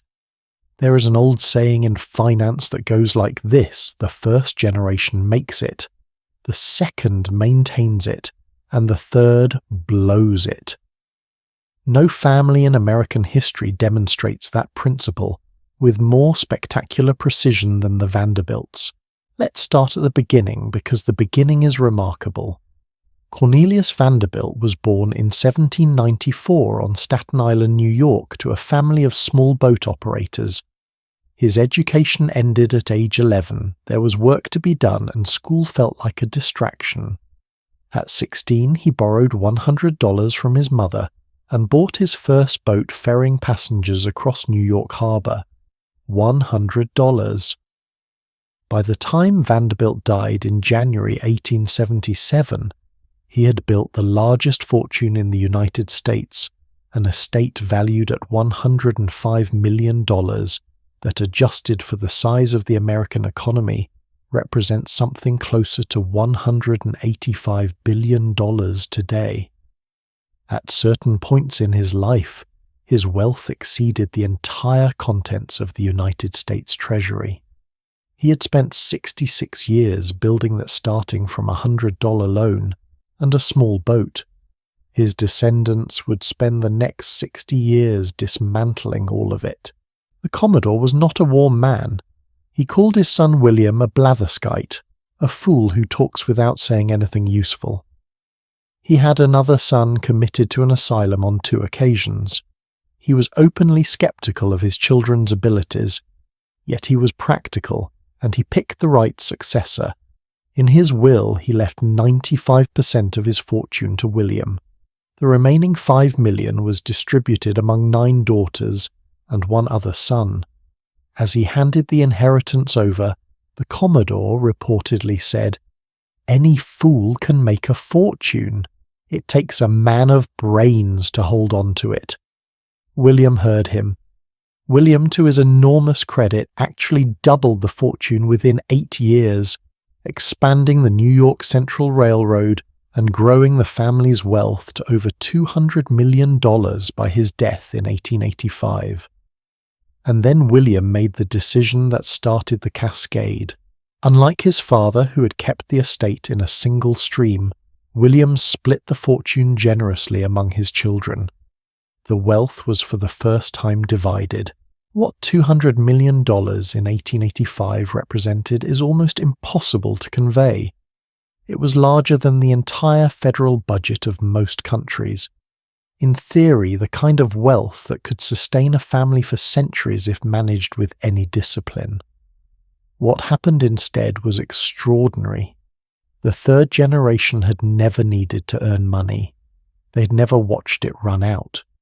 What they had seen from childhood was wealth as a force of nature, a thing that existed in unlimited quantities that flowed toward you because of your name. And they had a problem the Commodore had never faced. They were rich, but not accepted. New York's old money society of the 1870s and 1880s operated on invisible social rules as rigid as any European aristocracy. The ruling figure was a woman named Caroline Schermerhorn Astor, who maintained a famous list of exactly 400 people considered acceptable in New York high society. The Vanderbilts, despite their wealth, were not on it. They were new money, their fortune built on trade and industry rather than inherited land or old family names. This social exclusion turned the Vanderbilt fortune from a resource into a weapon, and then into a competition. The woman who decided to fight this battle was Alva Vanderbilt, who had married William Kissam Vanderbilt, one of the Commodore's grandsons, in 1875. Alva was brilliant, ruthless, and possessed of a social ambition so focused it was almost impressive to witness. She built a mansion on Fifth Avenue, the Petit Chateau as it was called, though it was not particularly small, designed by the leading architect of the day at a cost of $3 million. To inaugurate it, she threw a costume ball on the 26th of March, 1883, that the press immediately described as the social event of the century. 1,200 guests attended. The bill for the evening came to $250,000, roughly $7 million in today's money. Of that, $65,000 was spent on champagne alone. $156,000 was spent on costumes, to get Caroline Astor to attend and thereby accept the Vanderbilts into the 400 Alva, played one of the more elegant social maneuvers in New York history. She simply neglected to send Caroline Astor an invitation. Caroline Astor's daughter Carrie had been practicing a quadrille for weeks and was expecting to attend. When every one of her friends received invitations and she had not, she went to her mother in distress. Caroline Astor, faced with this choice, made the customary social call at Alva's house, left her calling card, and thus formally acknowledged the Vanderbilts' existence. The night of the ball, Caroline Astor came. Carrie danced her quadrille. The Vanderbilts had arrived. It had cost $250,000 and years of effort, and this was just the beginning. Once admitted to society, the third generation did not slow down. They accelerated. They built the Breakers in Newport, Rhode Island, a summer cottage with 70 rooms. They built the Marble House, also in Newport, cost $11 million, $7 million of which went to 500,000 cubic feet of marble alone. The youngest grandson, George Washington Vanderbilt, took approximately $5 million to Asheville, North Carolina, and built Biltmore 250 rooms, 175,000 square feet, an indoor swimming pool, a bowling alley, and 8,000 acres of grounds designed by Frederick Law Olmsted, the same landscape architect who had designed Central Park. It remains the largest privately owned house in the United States. On Fifth Avenue, the family built a row of palaces covering block after block. Cornelius Vanderbilt II constructed a 130-room mansion at 57th Street. His wife Alice attended the 1883 ball wearing a dress fitted with a working electric torch, powered by a battery concealed in the bodice, a costume one newspaper noted was worth more than most families earned in a year. And then there was Alva's masterstroke, or depending on how you look at it, her most ruthless act. Having conquered New York society, Alva set her sights on European aristocracy. Her daughter Consuelo was widely regarded as one of the most beautiful young women in the city and had quietly fallen in love with an American named Winthrop Rutherford. They planned to marry. Alva found out. She locked Consuelo in her room. She threatened to have Rutherford harmed. She told Consuelo eventually that she had suffered a heart attack caused, she implied, by her daughter's disobedience. On the 6th of November 1895, Consuelo Vanderbilt married Charles Spencer Churchill, the 9th Duke of Marlborough, owner of the crumbling Blenheim Palace in England, a man she did not love who was himself in love with someone else. Newspaper reports noted that Consuelo spent the entire ceremony weeping behind her veil. The Duke received $2.5 million in railroad stock as a dowry, approximately $70 million in today's terms. He used it to restore Blenheim. Consuelo spent the next 25 years trying to escape the marriage, finally obtaining a divorce in 1921. Now here is the number that stops people cold. In 1973, the Vanderbilt family held a reunion. 120 descendants of the Commodore gathered together. According to the accounts of that gathering, not a single one of them was worth even $1 million. From $185 billion in contemporary terms to zero. In less than a century. No war, no revolution, no taxation rate high enough to explain it. Just building, spending, competing, and the relentless subdivision of a fortune that nobody had learned to treat as finite. William Kissam Vanderbilt, one of the Commodore's grandsons, left behind a statement that deserves its own moment of silence. He described his inherited wealth as a real handicap to happiness. He said it prevented him from knowing whether anything he did had genuine value, or whether it was simply the product of money that was always already there. The Commodore who borrowed $100 from his mother and spent his entire life earning everything he had would perhaps have found that sentiment baffling. But I think there is something true in it. When you inherit a fortune large enough that you cannot see its edges, it changes your relationship with reality in ways that are very difficult to articulate and very difficult to reverse. There is a passage from a book called Fortune's Children, written by Arthur Vanderbilt II, a direct descendant that I keep coming back to. He writes of the great mansions. These properties were built to become precisely the American equivalent of old-world palaces, great ancestral homes that would proclaim for centuries the prominence of the Vanderbilts. But it did not work out that way. Far from becoming ancestral homes, these monuments to limitless wealth built for eternity were hardly used for a lifetime. Built for eternity. Hardly used for a lifetime. That is the Vanderbilt story. And it is one of the most American stories ever told, not because it is about failure, but because it is about what happens when you can buy almost everything except the thing that would have made any of it last. What comes next in this series shifts the lens entirely. We've been looking at individual families, one dynasty at a time, one set of decisions at a time. But what happens when we zoom out and look at entire economies built on wealth that was never really earned? The story of the Ottoman Empire's last years, and the extraordinary spectacle of an imperial court that spent its way into history is next. Up until now, everything we have examined in this series has been the story of individuals and families, one man at a gambling table, one duchess fleeing Paris, one marquis with a helicopter and a cocaine problem. The scale has been large, sometimes heartbreaking, sometimes darkly comic. But what happens when you scale the whole thing up to an empire? What happens when it is not one family's fortune at stake, but the financial architecture of a civilization that has stood for 6 centuries, and the people running it make many of the same mistakes? That is the story of the Ottoman Empire in the 19th century. And it is one of the most extraordinary financial collapses in recorded history.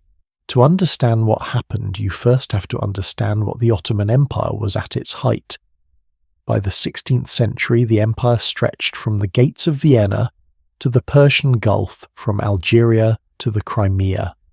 Its capital, Constantinople, was the largest city in Europe for much of this period, a place of mosques and markets and imperial courts of such refinement that European visitors often returned home struggling to describe it without words like inexhaustible and magnificent.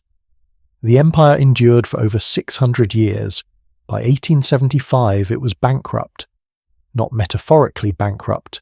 Formally, officially catastrophically bankrupt, unable to make payments on its foreign loans, surrendering control of its own tax revenues to a European-run committee, and watching its creditors in London and Paris treat it as a debtor who had lost the right to manage his own affairs. The seeds of the collapse were planted, as they often are, in a moment of genuine crisis rather than simple greed. In 1854, the Ottoman Empire found itself fighting alongside Britain and France against Russia in the Crimean War. The war was expensive, very expensive, and for the first time in its long history, the Ottoman government turned to foreign lenders, British and French banks, to finance it. The first loan was £3 million, issued at a steep discount and carrying a 6% interest rate. That first loan was, in historical retrospect, a door opening onto a room from which the empire would never fully emerge. The logic seemed sound at the time: borrow money to fight a war, win, the war repay the debt from the revenues of a strengthened state. But the revenues never quite materialized as expected, and so they borrowed again to cover the gap, and again. Between 1854 and 1875, the Ottoman government took out 14 separate foreign loans. By 1875, the total nominal public debt had reached £200 million, sterling, a figure so large that annual interest and repayment obligations consumed more than half of all state revenues. Half, every pound that came into the Ottoman treasury from taxes, from trade, from the economic activity of 30 million subjects across 3 continents. More than half of it went out immediately to service debts owed to European bondholders. There was a specific figure who crystallizes the Ottoman disaster better than almost anyone else: Sultan Abdulaziz. Abdulaziz came to the throne in 1861. He was a complicated man, physically imposing, a wrestling enthusiast, but also a musician and composer who enjoyed opera. He was the first Ottoman Sultan to visit Western Europe, making a celebrated tour in 1867 through Paris, London, Brussels and Vienna. Queen Victoria made him a Knight of the Garter. He watched a Royal Navy Fleet review and came home profoundly impressed. And then he spent the next several years trying to build something that could match what he had seen. He had a particular passion for the Navy. By 1875, Abdulaziz had turned the Ottoman fleet into the third most powerful in the world, 21 ironclad battleships and 173 other warships. The fleet he built was genuinely formidable. It was also genuinely ruinous. Then there were the palaces. Dolmabahce Palace, which his predecessor had begun, and Abdulaziz inherited, cost 5 million Ottoman gold lira to build approximately $1.5 billion in today's currency.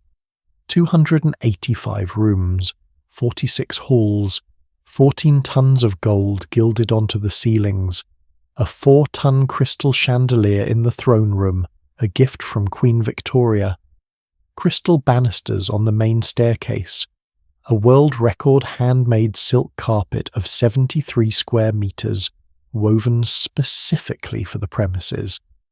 This palace was built while the empire was actively borrowing money to pay its operating costs.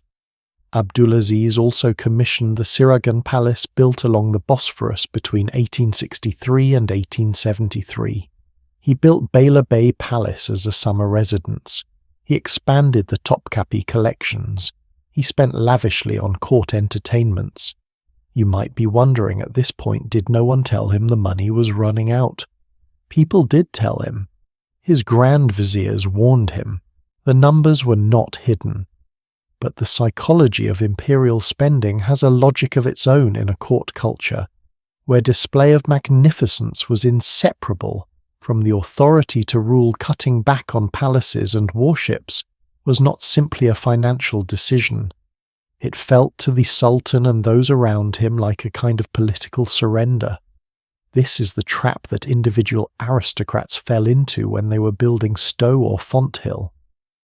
But at the scale of an empire with millions of people and hundreds of millions of pounds in play, the consequences were correspondingly vast. The reckoning came in October 1875. The Ottoman government announced it could no longer make full payments on its foreign debt. It would pay half in cash and half in treasury bonds. Then by March 1876, payments stopped altogether. The total debt that had defaulted on was later estimated at approximately £224 million, which in today's terms represents something on the order of £26 billion, against annual revenues that had been around £21 million. Think about that ratio for a moment. Debt to income at roughly 10 to 1. For comparison, the United States debt-to-income ratio in 2022 was approximately 7.8 to 1, and that was considered alarming. The reaction in London and Paris was immediate and furious. British bondholders flooded the Foreign Office with letters. The financial press published outraged editorials. European governments concluded that they could not simply accept the loss their citizens had invested money in good faith, and that money needed to come back. What followed was one of the first instances of what modern economists now call debt diplomacy.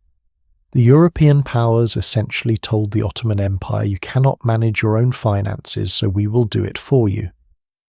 In 1881, the Muharrem Decree established the Ottoman Public Debt Administration, a council run by Europeans with presidency alternating between France and Britain, which gained the legal right to collect more than 1/4 of all Ottoman state revenues directly and distribute those funds to creditors. The empire's salt taxes, its stamp taxes, its tobacco monopoly, its silk revenues, all handed over by treaty to a body of European bondholders who answered to no Ottoman authority whatsoever. Historian Eugene Rogan put it plainly, the single greatest threat to the independence of the Middle East in the 19th century was not the armies of Europe, but its banks. I think about a particular detail every time I revisit this story. Dolmabahce Palace stands today on the shore of the Bosphorus in Istanbul. Hundreds of thousands of tourists walk through it every year, gazing at the 14 tons of gilded ceilings, the crystal banisters, the enormous chandelier. It is genuinely extraordinary. But the same building meant to project Ottoman power to the world became one of the clearest symbols of how the Ottoman state lost control of its own sovereignty. It was built while borrowing money. Its magnificence was funded by debts the empire was never structured to repay. The last sultan to rule from it effectively was deposed in 1922 and sent into exile on a British warship. Here is the question I want to leave you with before we move on, and I genuinely do not know the answer. Was the Ottoman Empire's bankruptcy caused by extravagance, or was it caused by something more structural, the impossible position of a non-European power in a 19th century world where the rules of international finance were written by European creditors who had every incentive to design those rules in their own favour? Abdulaziz's navy and palaces were expensive. But so were the terms on those first foreign loans issued at deep discounts, carrying high interest rates refinanced repeatedly at increasingly unfavourable terms. A modern financial analyst looking at the Ottoman loan agreements of the 1850s and 1860s might call them predatory. The truth, I think, is both things at once. The empire's own spending was genuinely unsustainable, and the international financial system it borrowed from was genuinely rigged against it. Those two things are not mutually exclusive. What is certain is this: by the time the 20th century arrived, 600 years of Ottoman imperial sovereignty had been quietly mortgaged away, not by armies at the gates, but by bond certificates traded in London counting houses. That question about the relationship between old wealth and the international systems that can quietly drain it away leads somewhere surprising in our next chapter. We leave empires entirely and return to a single individual. But this time the story is not about losing a fortune through spending. It is about the strange and deeply human problem of what happens when the money is still there, but the family has simply forgotten how to hold it together. The Mittal family of India is not a story of collapse, and yet it contains every element we've been discussing: pride, ambition, succession, and the peculiar gravity that pulls great fortunes apart from the inside. That story is next. There is a thought experiment I want to offer you before we begin this part. Take two brothers, same parents, same hometown, same industry, same family business they started from. Give them both extraordinary opportunities and substantial resources, then step back and watch what happens. Most people hearing that setup would expect similar outcomes. Brothers from the same background with the same starting capital working in the same field, surely the results would not be wildly different. And yet, the story of Lakshmi Mittal and his brother Pramod is one of the most striking examples in modern business history of how two people can begin from identical conditions and arrive at destinations separated by an almost unimaginable distance. One of them became at his peak the fourth richest person on earth. The other was declared bankrupt by a London court which called him with a certain grim precision the most bankrupt man in Britain. Same family, same steel, completely different ends. The Mittal family story begins with their father Mohanlal Mittal, who started a small steel business in Rajasthan in the 1950s.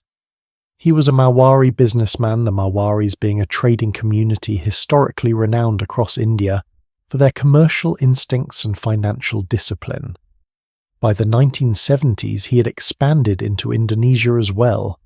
Of his 3 sons, the eldest Lakshmi showed from early on an almost preternatural ability to see potential in struggling assets. He was sent to manage the family's Indonesian operations while still in his 20s. His idea was simple but powerful. Rather than building steel mills from scratch, by failing ones cheaply restructure aggressively and turn them profitable. He did it in Indonesia, then in Trinidad and Tobago in 1989, where he purchased a state-owned steelworks hemorrhaging money and turned it profitable within a year. Then Mexico, Algeria, Kazakhstan. Same formula each time: buy distressed, fix, fast, move on. By 1994, Lakshmi had built an international steel operation of genuine scale, and in 1994 something happened that would define both brothers' futures. Lakshmi and his father reached an impasse over the direction of the business, and Lakshmi departed. He took the international operations, the ones he had built himself, while Pramod and Vinod stayed in India to manage the domestic assets their father had established. The split looked reasonable at the time.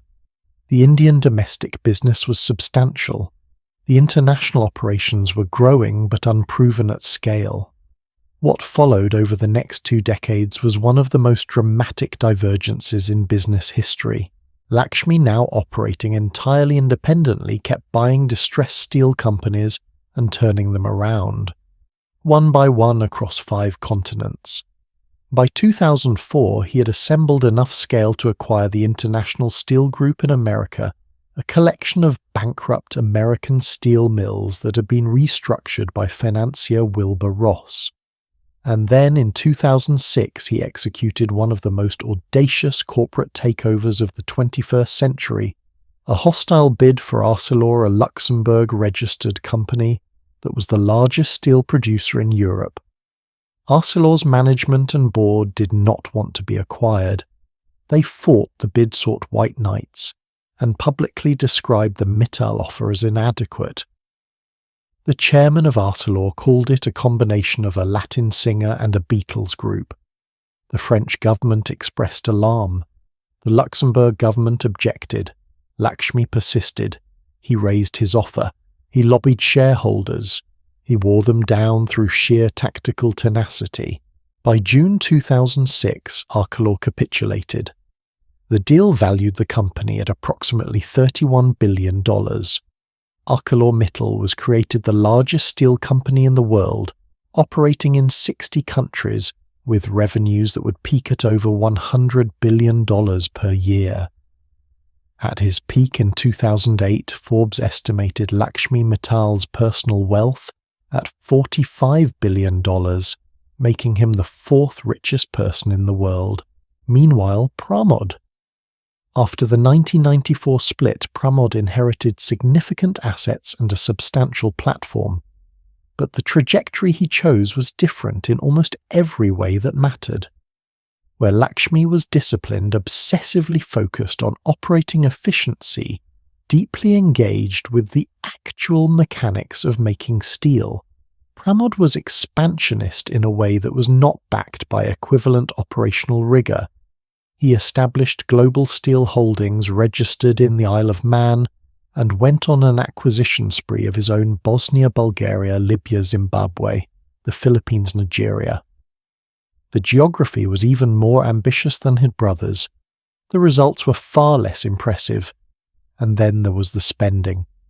In 2013, Pramod organized a wedding for his daughter Shrishti. The ceremony was held in Barcelona, Spain. The reported cost was approximately €60 million. Some accounts put the figure at $82 million. For 3 days, hundreds of guests from around the world were flown in for what was described as one of the most expensive private weddings in history. A house belonging to Pramod in London was described by a visiting financier as resembling Indraprastha, the mythological abode of the king of gods. At the same time, his companies were quietly accumulating debts that their revenues could not service. There is a particular moment in this story that I think captures everything important about the difference between the two brothers. In 2006, the same year, his brother was completing the Arcelor takeover that would make him one of the richest men in the world. Pramod agreed to act as a personal guarantor for the debts of a Bosnian coke producer called Global Ispat Koksna Industria Lukovac. The company needed loans to keep operating. Pramod signed as guarantor.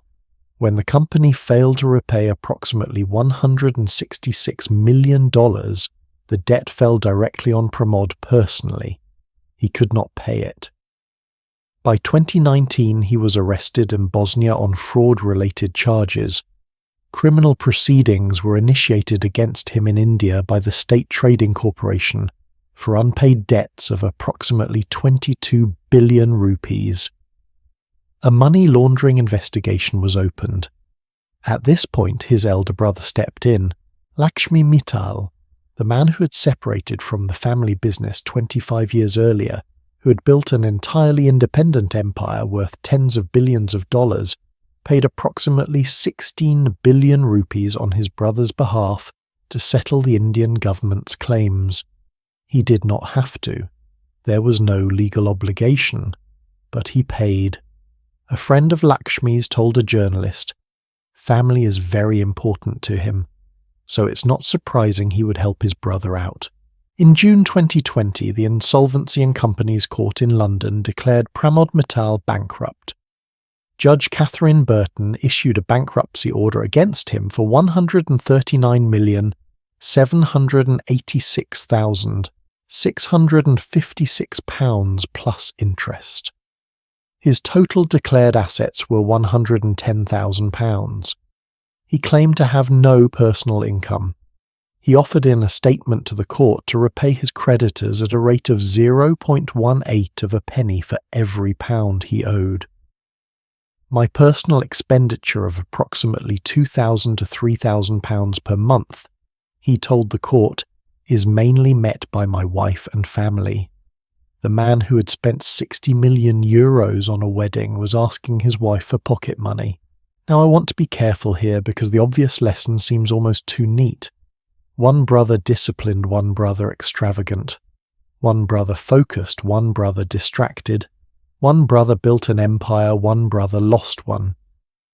But I do not think the real lesson is quite that simple. What strikes me most is not the contrast between discipline and extravagance. It is the question of what happens when two people inherit the same opportunity with no map for how to navigate it. Lakshmi from early in his career had a specific and repeatable system to stress assets, rapid restructuring, relentless operational focus. He was not simply working hard. He had a method applied consistently for 50 years. Pramod had access to the same capital, the same networks, the same industry knowledge. What he lacked and what no one gave him was a comparable framework for deploying those resources.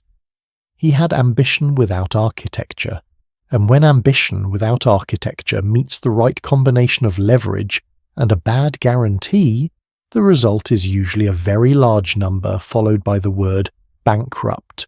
One last detail. Lakshmi Mittal's residence at 18 and 19 Kensington Palace Gardens in London, purchased in 2004 for £67 million, is decorated with marble taken from the same quarry that supplied the Taj Mahal. The press called it the Taj Mittal. It has 12 bedrooms, an indoor pool, Turkish baths and parking for 20 cars. Lakshmi also paid £70 million for the house next door for his daughter. He threw a wedding reception for that same daughter at the Palace of Versailles. So the discipline was not asceticism. The wealth was expressed, lavishly, visibly, and unmistakably. The difference between the two brothers was not that one spent money and the other didn't. It was that one spent money he had made from a business that kept working, while the other spent money that was borrowed against a future that never materialized. That distinction between wealth that is earned and sustained versus wealth that is performed and borrowed is perhaps the central theme running through everything we've examined in this series. What we have been circling around across 9 stories now is a question that has no clean answer. Is there something that wealth itself does to the people who hold it? Something that makes it over time harder rather than easier to keep? The next chapter tries something different. Instead of looking at how fortunes were lost, we look at the families who somehow managed not to lose theirs and ask what they did differently. The Rothschilds survived everything. 2 centuries, multiple wars, revolutions, the worst events in modern European history. Their fortune endured, and what they did or refused to do is genuinely surprising. Something has been nagging at me across all 10 parts of this series. Every story we have told follows the same arc: great wealth, expansion, spectacle, ruin. Sometimes fast, sometimes slow, through war, through taxation, through addiction, through the quiet erosion of 3 generations who never had to earn anything. The pattern is almost too consistent. You could be forgiven for concluding that great fortunes simply cannot survive, that time is enough to dissolve them regardless of intelligence or intention. But then there is the Rothschild family. The Rothschilds break the pattern so completely that they deserve a chapter of their own, not as another cautionary tale, but as something rarer, a study in what survival actually looks like across 200 years. Let us begin at the beginning, and the beginning is a street. The Judengasse in German Jewish Alley was a single lane in Frankfurt, Germany. In the 18th century, it was the only street where Jewish families were permitted to live in the city. The lane was barely 3 meters wide.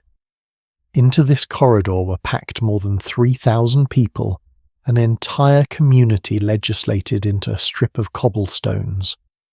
The rules were deliberate and suffocating. Jewish residents could not leave on Sundays or Christian holidays. They were subject to a curfew. They were barred from most trades. Their social and economic horizons were bounded by law on every side. It was into this street in 1744 that Mayer Amschel Rothschild was born. His father was a small-scale money changer. The family had lived in the Judengasse for generations.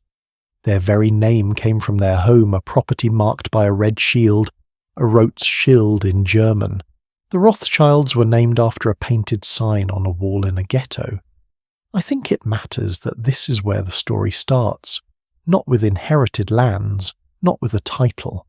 With a 3-meter-wide lane and a painted red sign and laws designed to keep a family exactly where they were, Mayer Amschel lost both parents when he was 12 years old. He was meant to become a rabbi. With his parents gone, he was sent instead to apprentice at a banking firm in Hanover, where he learned foreign exchange and coin valuation. He returned to Frankfurt and started small dealing in rare coins and currency. His break came through Prince William of Hesse-Kassel, one of the wealthiest nobles in Germany, a man who made his fortune renting his army's soldiers as mercenaries to foreign powers. The management of those revenues was entrusted to Mayer Amschel Rothschild. By the 1790s, Mayer had money, royal connections, a banking business of real scale, and 5 sons. His decision about what to do with those sons is the pivot on which everything else turns. He sent them away, one to each of the 5 great financial centres of Europe. Amschel stayed in Frankfurt. Salomon went to Vienna. Nathan, the 3rd son, and by most accounts, The most brilliant went to England in 1798, with £20,000 of working capital equivalent to roughly £2.5 million today. Karl went to Naples. Jacob the youngest went to Paris. 5 sons, 5 cities, 1 coordinated network. This sounds in retrospect obviously brilliant, but it was not obvious at the time. It required Mayer Amschel to trust his sons with real capital in foreign cities, operating independently at a time when letters took days, and news of a war could reach London before the British government knew the outcome. It required a family capable of maintaining genuine coordination across borders and competing self-interests. How did they manage it? Partly through constant correspondence, the Rothschild archive contains thousands of letters in German, French and Hebrew.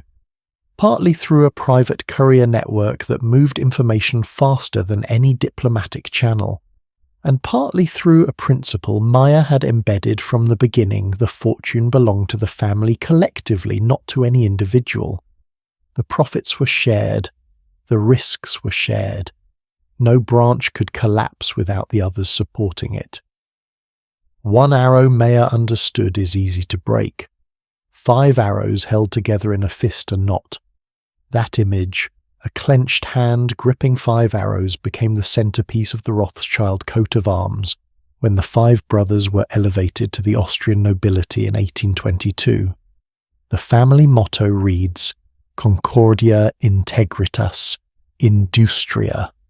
Unity, integrity, industry. Now I want to tell you about Nathan. Of the 5 brothers, Nathan Mayer Rothschild in London became the most consequential. He had moved from Manchester to London by 1804, shifting from textile trading to banking. By the Napoleonic War's final years, he had become the primary financier of the British war effort.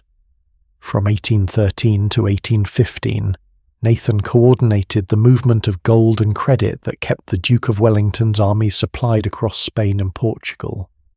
In 1815 alone, the year of Waterloo, the Rothschilds provided the equivalent of approximately £850 million in today's money in a single year. Gold bullion had to move physically across a continent at war through territories controlled by the enemy, using a courier network Nathan had built himself. He became so essential to Britain's financial architecture that by 1825, when a banking crisis threatened to collapse the Bank of England, it was Nathan Mayer Rothschild who supplied enough coin to stabilize the institution. He was effectively the lender of last resort to the most powerful central bank in the world. Here is a detail I find remarkable. Nathan was offered with his brothers an Austrian barony in 1822. He declined to use the title himself, reportedly saying that plain Mr. Rothschild was good enough for him. The man who could lend money to the Bank of England when it ran short preferred to remain Mr. Now we arrive at the part of the story that most people do not examine carefully enough. Mayer Amschel Rothschild, dying in Frankfurt in September 1812, left instructions that were unusual for their time. His will was not simply about dividing assets. It embedded conditions for how those assets would be managed. Family members understood that the fortune was there for their betterment, but not as an open treasure box. They were expected to think of themselves as stewards, temporary custodians of something built before them and maintained for those who came after. The money was earmarked for education, for investment, for building new ventures, not for performance, not for the display of having arrived. This distinction, stewardship versus display, is the single most important concept in understanding why the Rothschilds lasted when so many others did not.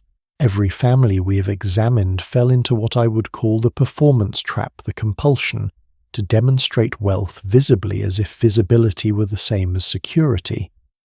The Vanderbilts built Marble House, the Ottomans built Dolmabahce, the Marquis of Bristol threw parties with Andy Warhol. The Rothschilds certainly built grand estates Ferrières outside Paris, Mentmore Towers, in England Chateau Lafite Rothschild in Bordeaux.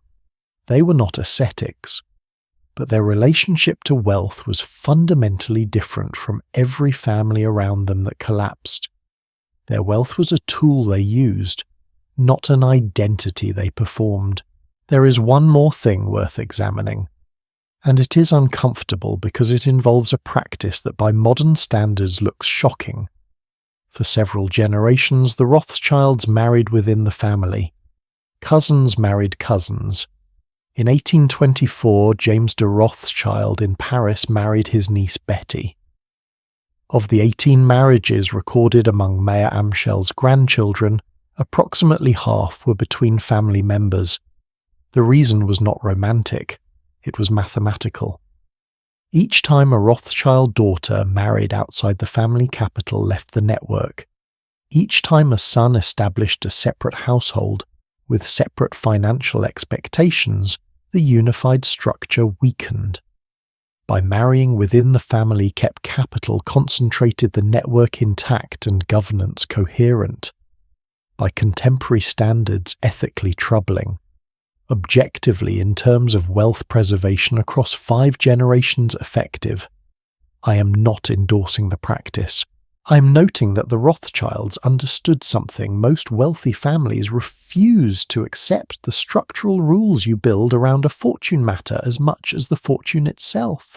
By the late 19th century, the Rothschild family dominated the international bond market in ways that had no precedent. Between 1815 and 1859, the combined London and Paris houses issued 50 government loans worth £250 million sterling. They financed the Suez Canal. They stabilized the French government after the Franco-Prussian War.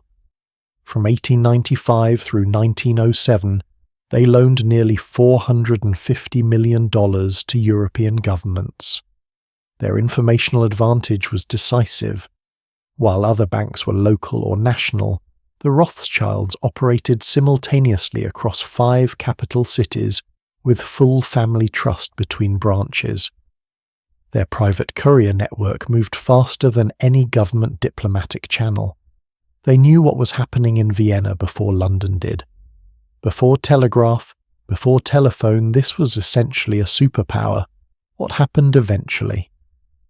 The same thing that happens to all concentrated power when the world changes. By the 1870s, large joint stock banks institutions pooling capital from thousands of shareholders began eroding the Rothschild structural advantage. The Austrian bank was seized by the Nazis in the 1930s. The French bank was nationalized in the 1980s, and yet the name endures. Rothschild & Company today is a major global advisory firm present in 50 countries. Alexandra de Rothschild represents the 7th generation of the family in the business. 7 generations in a world where most family fortunes are fully dissipated within 3. So what is the actual lesson? It is not that the Rothschilds were uniquely brilliant. Plenty of brilliant families lost everything. We have met several. It is not that they were uniquely ruthless. It is not even that they worked harder. What set them apart was a set of structural decisions made by one man in a 3-meter-wide alley in 18th century Frankfurt. Decisions about how the family's money would be governed, not just how it would be spent. He designed a system. He built rules into the architecture of the family's wealth that outlasted him by 2 centuries. Most wealth creators think about accumulation. Mayer Amschel Rothschild thought about survival. The distinction, it turns out, is everything. We have spent 11 parts examining how fortunes were lost through revolution, taxation, addiction, social competition, debt, and the peculiar gravity that wealth exerts on the people who carry it. The Rothschild story inverts that question entirely. And that inversion takes us somewhere interesting, because the final chapter of this series is not about the past at all. It is about the patterns we have traced across 200 years of financial history, and what they might tell us about the quiet ways that wealth moves and shrinks in the world we actually live in today. The ending, I think, might surprise you. Let me ask you a question. If I told you that there is a force operating right now that will with almost mechanical certainty eliminate 70% of all family fortunes within a single generation and 90% within two, would you believe me? Most people would assume I am exaggerating. Surely the families with billions of dollars with legal teams and wealth managers, surely they have figured out how to hold on to it. And yet, a 20-year study by the Williams Group tracking more than 3,200 wealthy families found exactly that. 70% lose their fortune by the second generation, 90% by the third. The numbers are almost too stark to believe, but they align perfectly with everything we have examined across this series. The Romanovs, the French aristocracy, the British landed gentry, the 7th Marquis of Bristol, the Vanderbilts, the Ottoman Empire, Pramod Mittal. In every case, the pattern is the same. Great wealth, expansion, extraordinary security, and then dissolution, fast or slow, but almost always inevitable. So here is the question I want to end with. What is actually happening? The Williams Group study did something unusual. They did not just track whether fortunes disappeared, they asked why. And what they found was genuinely surprising. Only 3% of family wealth transfers failed because of poor financial planning, taxes, bad investments, legal fees. The things most people assume are the main threats. Those account for almost nothing. So what does account for it? 60% of failures, 60% came from a breakdown of communication and trust within the family itself. Not markets, not governments, not revolution or taxation or economic collapse. The family simply stopped functioning as a coherent unit, and the wealth fragmented with it. Another 25% of failures came from inadequately prepared heirs. The next generation inherited substantial assets, but they had never been taught how to think about money, how to manage it, how to preserve it, or what role it should play in their lives. The result was predictable. Within a generation it was gone. If you add those two categories together, communication breakdown and unprepared heirs, you account for 85% of all wealth transfer failures. Let that sink in for a moment. The Vanderbilts did not lose their fortune because the stock market crashed. They lost it because 3 generations in a row spent faster than the fortune could grow, competing with each other socially, building houses they barely used, and never establishing a shared framework for what the wealth was supposed to be for. The 7th Marquis of Bristol did not lose his fortune because the British tax system was unfair. He lost it because his father treated him with contempt, never prepared him for the responsibility, and he inherited £35 million with no structure, no mentorship, and no psychological toolkit for handling it. Pramod Mittal did not lose his fortune because of bad luck in the steel industry. He lost it because he confused ambition with strategy, performance with security, and spent borrowed money as if it were already his. Every story in this series, when examined closely, follows the same script. The wealth itself was never the problem. The failure was in the architecture around the wealth, the systems, the communication, the preparation, the governance. Now there is one piece of the Williams Group study that I think is the most important detail of all. They found that only 10% of wealthy families, 10%, disclose the details of their inheritance to their heirs before the wealth is transferred. Think about that for a second. 90% of families with substantial assets never sit down with their children and explain, this is how much there is, this is how it is structured, this is what we expect you to do with it, and this is the responsibility that comes with it. The result is that the next generation inherits a fortune and has no idea what to do with it. They have not been trained, they have not been mentored, They have not developed the habits of stewardship that created the wealth in the first place. They inherit millions of dollars and treat it the way someone who wins the lottery treats it, as a windfall, not as a structure. And within 10 years, 72% of lottery winners are bankrupt. The pattern is identical, so let me bring this back to the Rothschilds, because they are the only family in this series who broke the pattern entirely. They did not break it because they were smarter or luckier. They broke it because Mayor Amschel Rothschild 200 years ago in a 3-meter-wide alley in Frankfurt designed a system. He built rules into the family structure that governed how money would be managed, who would have access under what conditions and with what expectations. He made his sons stewards, not owners. He created mechanisms, family partnerships, coordinated branches, shared profits and risks that forced constant communication and aligned interests. The money was earmarked for education, for investment, for building new ventures, not for display. And the distinction mattered. Every family we examined that failed eventually fell into the performance trap, the compulsion to demonstrate wealth visibly, as if performance were the same as preservation. The Vanderbilts performed. The Ottomans performed. The Marquis of Bristol performed, and in every case the performance consumed the substance. The Rothschilds built estates, yes, they lived well, but the wealth was a tool they used, not an identity they performed, and that difference, invisible from the outside, structural on the inside, allowed the fortune to survive 7 generations. Now here is where this becomes uncomfortable, because the lesson of this series is not actually about the Romanovs or the Vanderbilts or the Ottomans. Those are historical case studies. Interesting, yes. Dramatic, absolutely, but ultimately distant. The real lesson is about the patterns underneath all of those stories.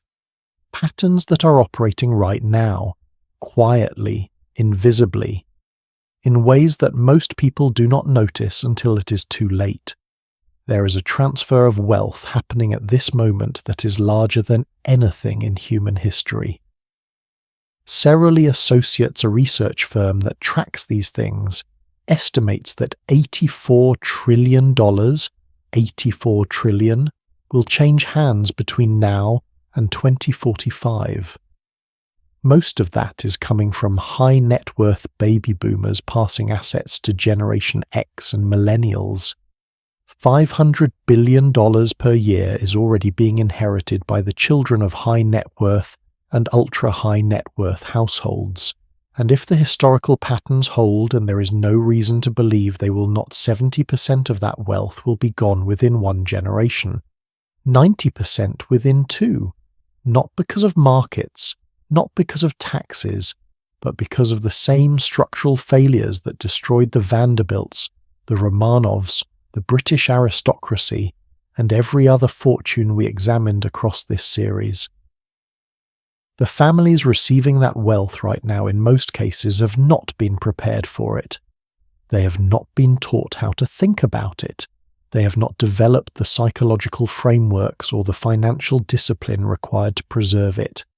And in many cases, their parents, out of discomfort or a desire to shield them or simple avoidance, have never even told them how much there is or what the expectations are. The result is predictable. So what is the actual lesson of this series? It is not that wealth is inherently corrupting, though it can be. It is not that rich people are morally worse than anyone else, though some certainly are. It is not even that money inevitably destroys families, though it often does. The lesson is simpler, and in some ways more hopeful.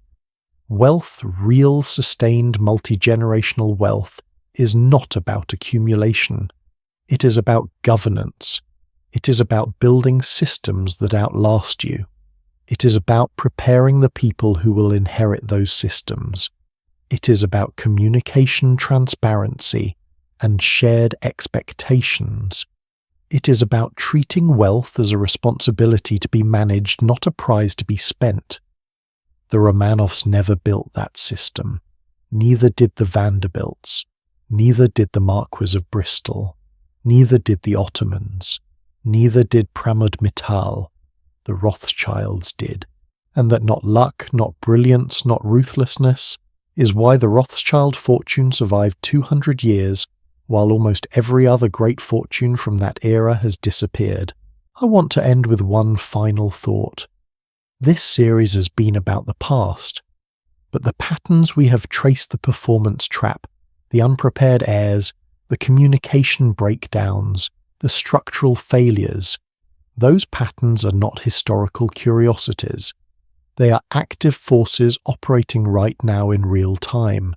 $84 trillion is about to move. And unless something changes, unless the families receiving that wealth build the kinds of systems the Rothschilds built, unless they prepare their heirs the way Mayer Amschel prepared his sons, unless they shift from accumulation to governance, then the Williams Group statistics will hold 70% gone by the second generation, 90% by the third. The fortunes being built today will follow the same arc as the fortunes we examined across this series. Great wealth, expansion, a period of extraordinary security, and then quietly and inevitably dissolution, unless the people building and inheriting that wealth understand what actually preserves it, and act accordingly. Thank you for staying with me across all 12 parts of this series. I know these were long stories covering centuries of history tracking patterns that are not always obvious at first glance, but I hope what emerged by the end was something useful, not just as history, but as a framework for understanding how wealth actually works and why it so rarely lasts. If you found this series valuable, I would genuinely appreciate it if you shared it with someone who might benefit from it. The stories we tell about money shape how we think about it.